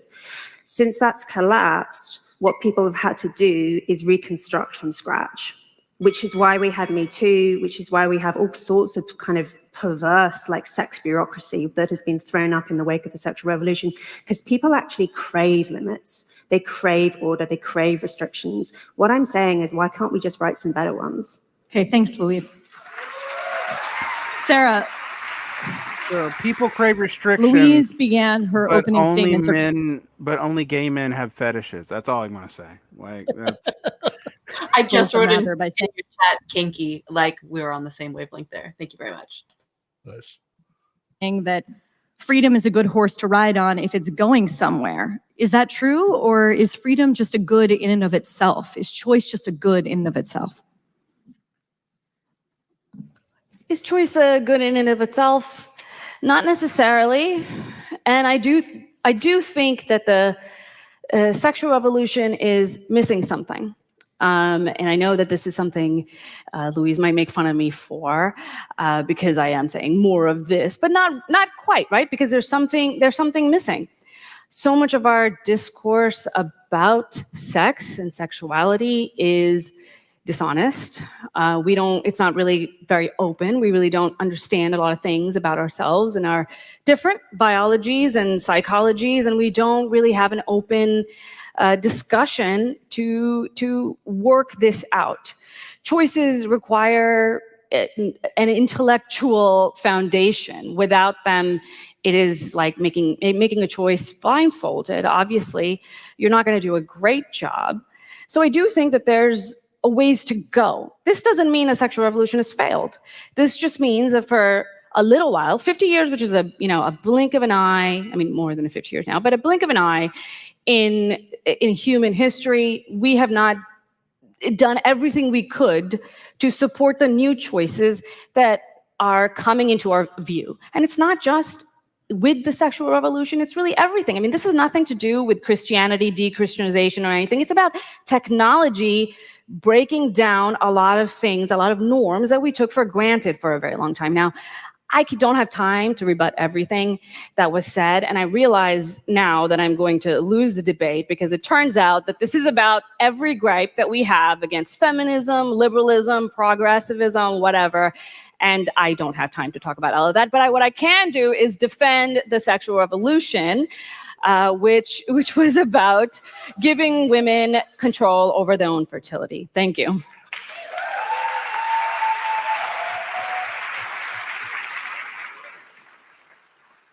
Anna, or hologram of Hannah, you're up. Okay. I love you too. Sarah makes a very persuasive argument that Freudian slip. I actually low-key agree with her, you guys. That it couldn't possibly be the case that sex is more coercive now than it was before. And also that it couldn't possibly be the case that women are more commodified sexually than they were before. It's a very interesting proposition. The problem is that in our present situation, there's really no one left to blame but yourself, which I think is difficult for people because our psychology likes to look outward to blame other people and other things, the patriarchy, capitalism. And I think that's the big problem with what we're talking about, because the excess of freedoms, the excess of choice leads to a kind of analysis paralysis. A lot of energy has gone into trying to quantify whether women were more depressed before or after the sexual revolution. The answer to this seems obvious enough, but it's not obvious enough to suggest a solution.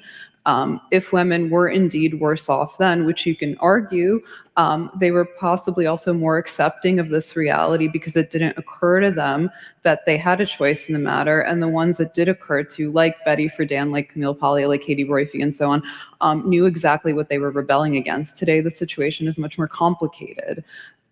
Grimes, on the other hand, makes this point that we're still building civilization and society. I saw on Twitter her gesturing toward Ben Gesserit mindset, which is a reference to one of my favorite books, Bronze Age Mindset, and also a Dune reference that talks about a eugenical society created by women. We know what happens when women become the managers and planners. They administrate the decline of the civilization that men built.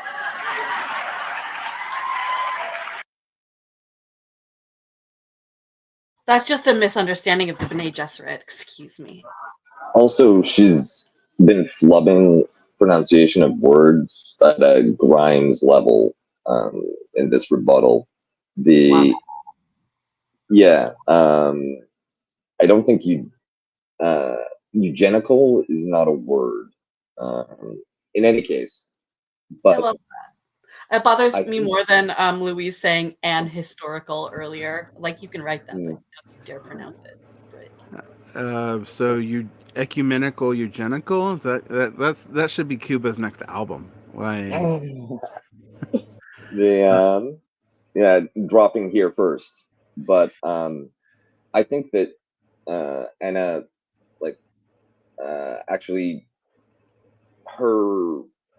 she's not good at presenting unironically her own position, but she is willing to recognize sense when it's coming from other people, and that's not nothing. And I think that Ben had a great point about everybody getting a horse and that they can ride to their own destination. And I think that Louise is constantly trying to cover up the fact that she has she wants to impose a single life form for everyone, and one which she doesn't seem to recognize has a material base that isn't available to anyone, isn't available universally without some kind of fundamental political economic transformation.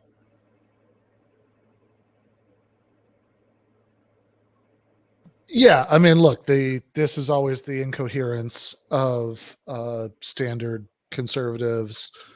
That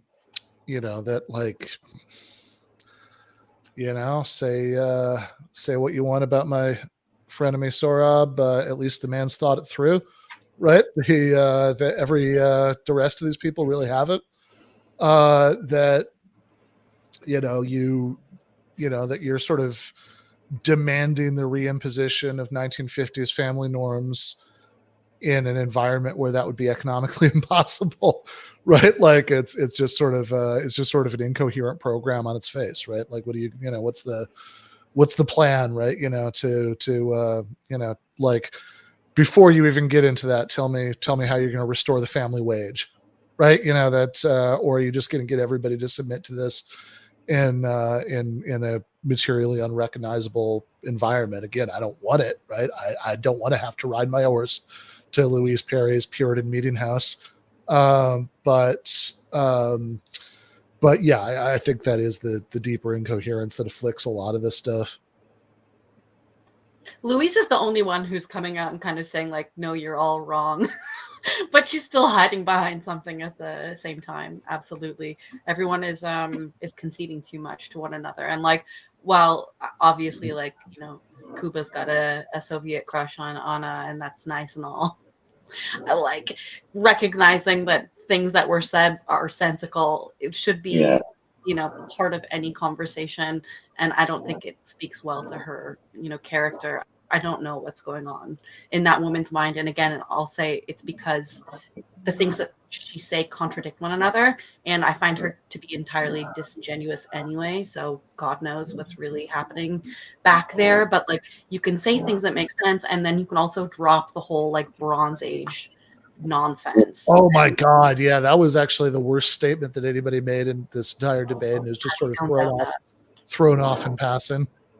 But there's one thing that I wanted to highlight, and I think that it underlies a lot of the incoherence that we're seeing, which is this implicit expectation that the sexual revolution was supposed to make women happy. Right. That it was supposed to be utopian. A utopian expectation that on the other side of the sexual revolution, there was going to be orgasms for everybody and unproblematic fulfillment. But my understanding of feminism and the importance of the sexual revolution has more to do with the fact that it was going to remove the particular burdens and miseries that were imposed on women as women and allowed them to be unhappy as regular human beings. On the other side of the sexual revolution, yeah, you're still going to be depressed, you're still going to be miserable, and you have to find your way through the desert of the real, right? Now you have to contend with the human condition. Yeah, that's the same thing about, you know, same thing is true of the socialist revolution. I mean, I always liked Corey Robin's appropriation of Sigmund Freud and psychology to talking about the goals of socialism, that it's to reduce hysterical misery to ordinary unhappiness.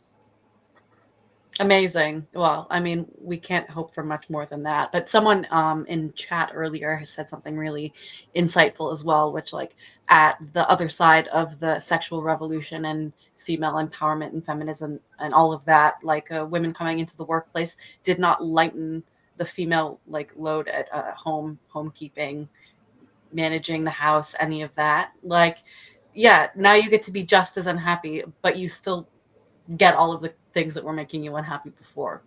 Just a little bit more of the extra kinds of suffering that were making for him. If you're not getting married, you don't have to clean up for a man. No. Wow, and men have really high standards when it comes to cleaning so much of the time as well. Famously.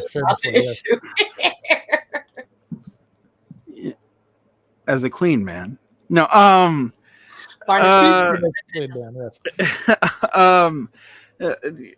just find this so weirdly fascinating that like no one's gonna mention that if Louise Perry wanted to make like a good argument against feminism, which is not technically what this is about, except I mean I think Haider does point out that like it kind of is. You could just say what Christopher Lasch said in 1970. Betty Friedan came along at a particular time that was real convenient when inflation drove the family wage to nothing. And all of a sudden you needed to make people feel good about the fact that both parties of the household now had to go in and do wage labor. And somebody still had to keep up all the household, which was usually women, and their wage labor was going to be underpaid. But everybody lost money in real terms. I mean, which is not to say that I actually agree with Lasch's conclusions, but as an observation, it's like a pretty good one. But they can't make that because that would be like arguing that something's more important than just your cultural feels and the vibes and I don't know whatever drugs Anna's doing. Which is definitely my biggest problem. Well, again, I think the Bronze Age mindset thing is really like that's a tell. Also, she seems to really hate women. I told you what I know of their podcast is like promoting anorexia and calling other women fat and badly dressed. That's my like takeaway. So yeah. Well, but I think other than that, right? Like I think the real objectionable thing, right, is in that last Anna statement was like, oh, we love to blame these like outside forces, and it's like it's a way of sort of making it sound tough-minded to decline to explain anything in terms of anything that's like bigger, more explanatory than like how somebody happens to feel. Kuba? To be fair, not everybody is working class, and a lot of the sort of the conversation around sexual culture, anti-hookup culture, OnlyFans, all of this kind of stuff is PMC, college people moralizing the sex lives of strangers. And I think that when you're looking at the children of privilege and their attitude towards sexuality, the expectation of perfect safety that goes along with being the product of helicopter parenting, and the refusal to recognize that there are trade-offs. You're not necessarily going to get everything from everybody that you want, and you don't necessarily have a right to ask for whatever you want from everybody. That, there's some people who need to hear that. The problem is, in some ways, that everybody here is talking to an entire gender or an entire generation, while some points only apply to certain segments.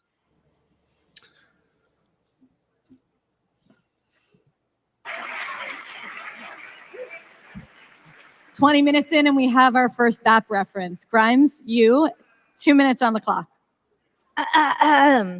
So I don't know who I'm even supposed to be rebutting, but these two people, both of them. Okay.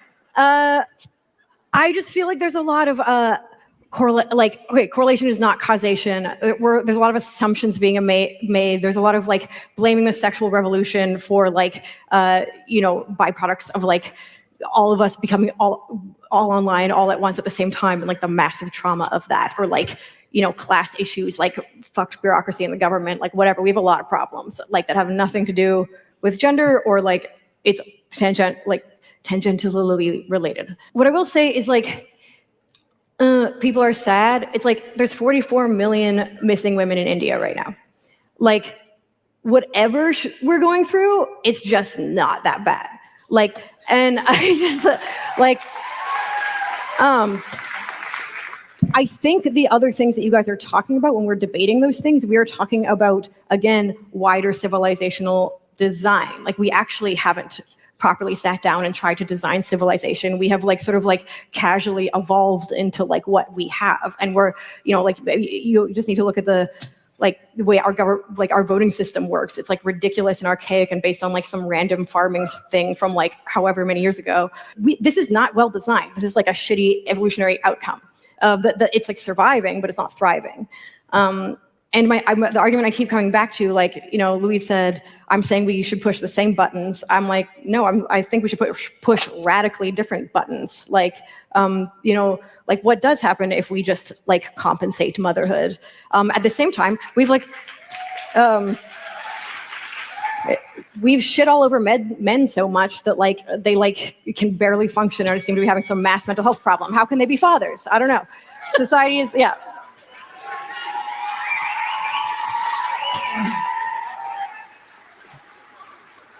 Okay, now we're going to get into a little bit.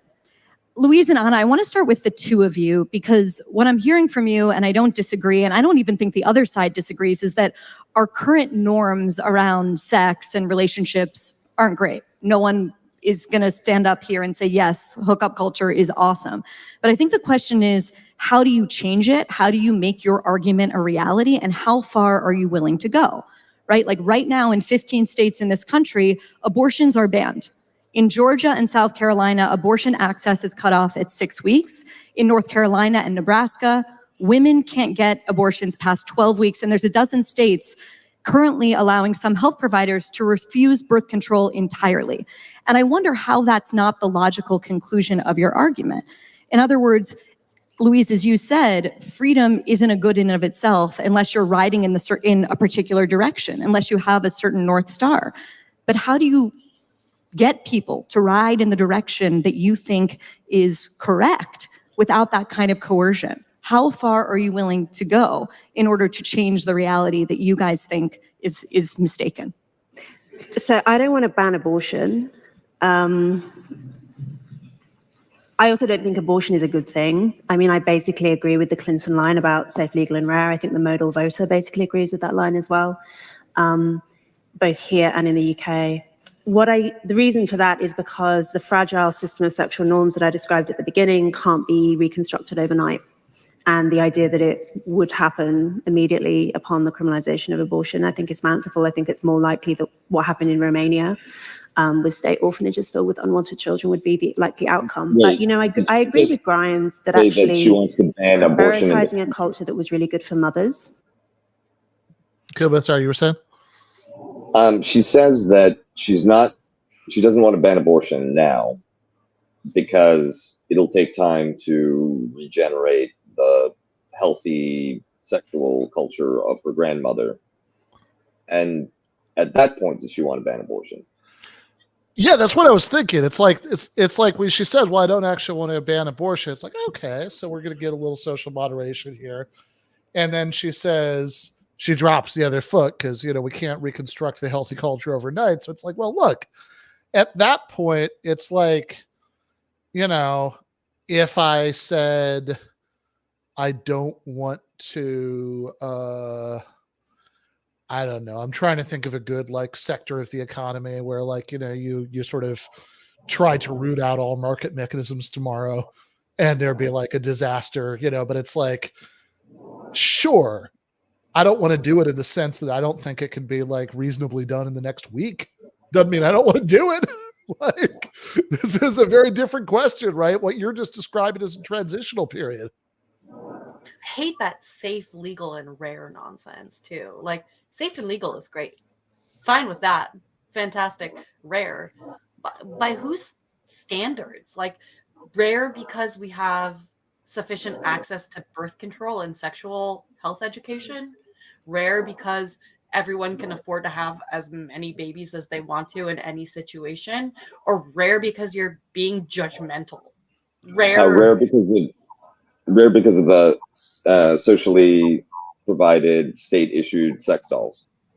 Also, right, exactly. Jesus, that's no. Oh my God. Ugh. All right. It doesn't sound like we've got to vote for the state sex dolls, but maybe she'll come around. I'm all for state sex dolls as long as there are multiple, forms and kinds. Actually, the best would be something that's amorphous but gets everybody off. Can we figure that one out? And it would look like for anybody who watched Community, it would look like the human being in Community. If that's what you're into, yeah, it would start in that form. It would start in that form, and then you could program it to. Yeah, there we go. It would be a very affirming Ewok that's also into every type of kinky shit. Right. Absolutely. Oh, fair enough. All right. Would be a truly feminist project and would also end up and would also have one effect of that would be reducing the abortion rate. The fact that there was a strong argument made by some more radical second wavers that actually the fact that 1 in 4 pregnancies ends in abortion is indicative of the fact that women are not really in control of their sexuality and that abortion is a bad outcome for the woman.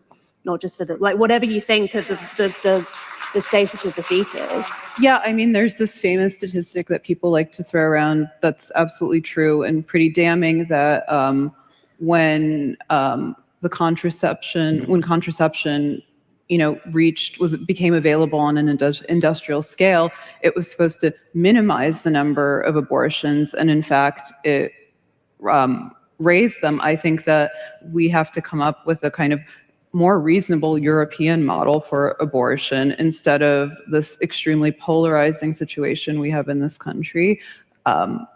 We saw what happened when Roe v. Wade was overturned, and all of the European leaders took to Twitter to genuflect to the American left, talking about how this was like a great abortion of justice, when in fact they have much stricter abortion rights than we do here.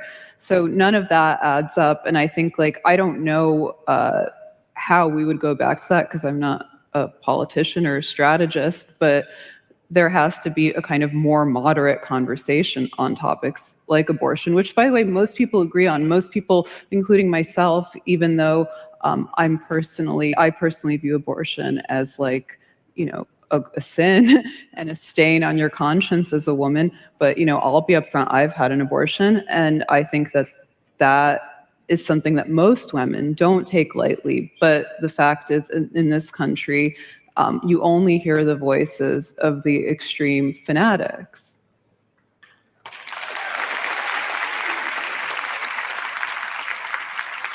Sarah and Grimes, I think the fundamental argument your side is advancing is basically saying expanding freedom is generally a good thing. But freedom for one group, as we have seen, I think, in the past few decades, often means less freedom for another group. And millions of working class American kids, arguably because of the sexual revolution, are growing up in a broken home or a home with just one parent, while their more wealthy counterparts either can afford nannies or grow up in a two-parent homes, and they have demonstrably better outcomes across the board. So how do you reckon? Yeah. Amazing. She's super unbiased and definitely doesn't have opinions on the matter. She's also stating her opinions as fact here. Like, everything is the problem of the sexual revolution, which we've come, as it happens, to like argue if it was good or bad, by the way. Well, amazing. She did say arguably. Fair enough. Allegedly.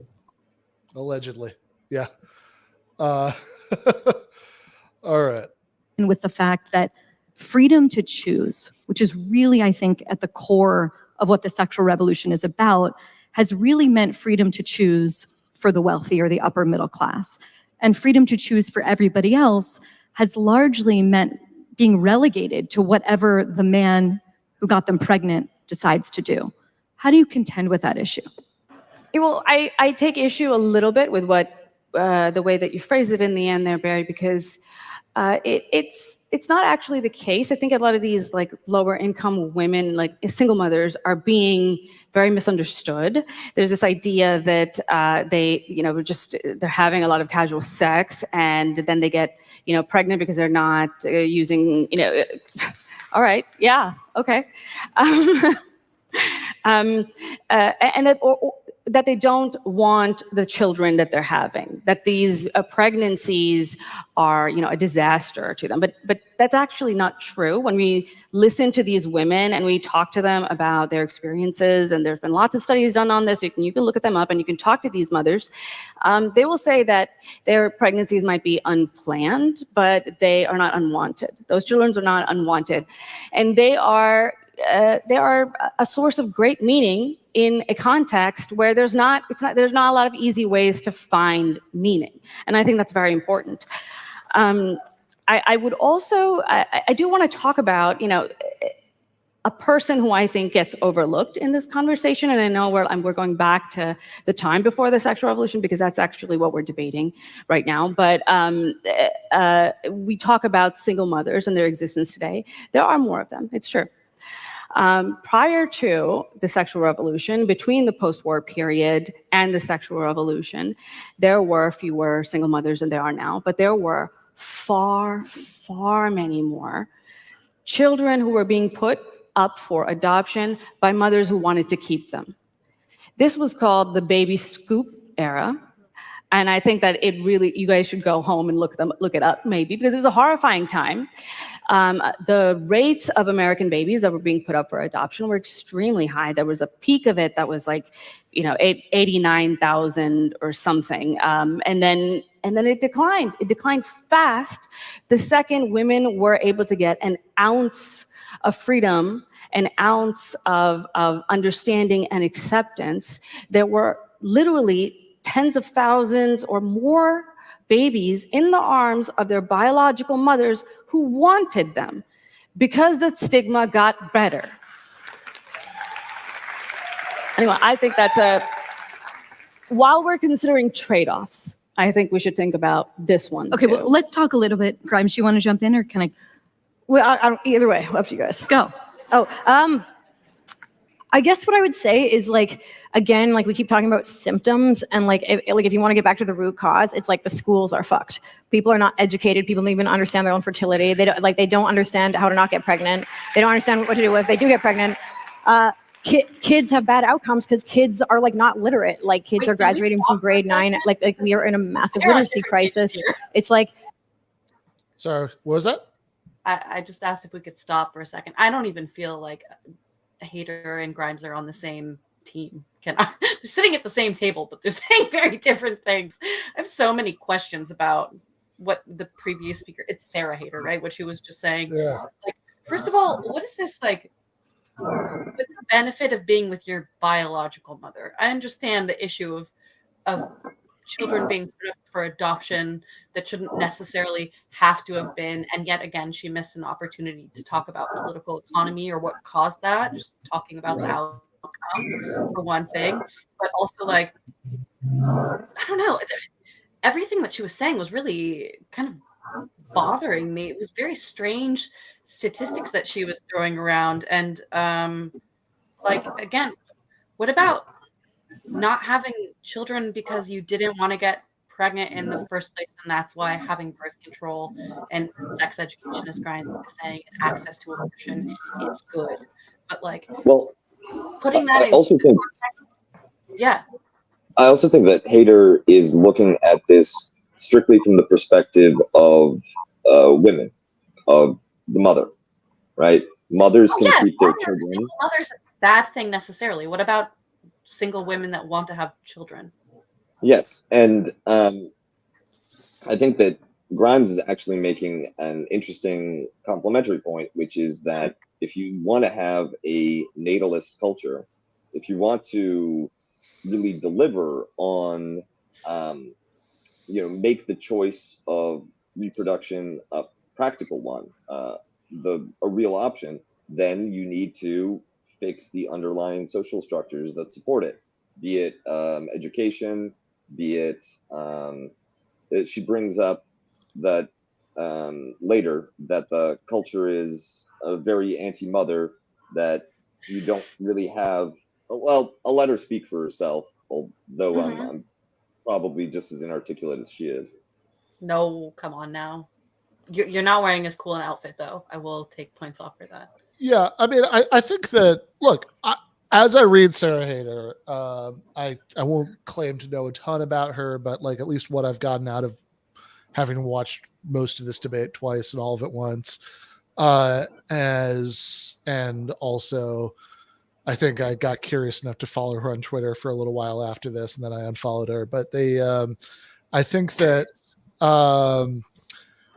again, she strikes me as sort of IDW-ish, not like, by which I mean like Sam Harris or Quillette kind of IDW, not like, Jordan Peterson or like, Brett Weinstein, IDW, like that, which is to say that she probably believes a lot of stupid shit. I think that I'm sure she thinks that, like, I don't know, Jeremy Corbyn is pro Hamas or whatever, right? Like, I'm sure there's a lot of that stuff floating around in there, but there is a certain kind of baseline liberalism that's sort of fine as far as it goes. And so I do think she's in favor of, birth control and people getting to choose not to be mothers and all of that. I mean, I actually took the basic point she was making here as sort of correct and kind of, complimentary. Like, it's the same kind of move she was making in her opening statement, where Okay. in her opening statement, she was saying that, hey, you want to say people are like socially pressured into, I don't know, hookup culture and porn or whatever. But it's like, but do you really think that people had more sexual autonomy, before, before the sexual revolution? Clearly not. That would be absurd. Right. And I think the sort of point, that, that when, marriage norms and laws and all that stuff were different, more women were having more coercive sex.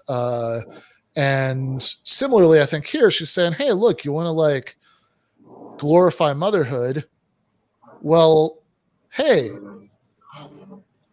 a lot of women who might raise their kids as single mothers now, because it's less stigmatized, would have like felt pressured to give them up for adoption before.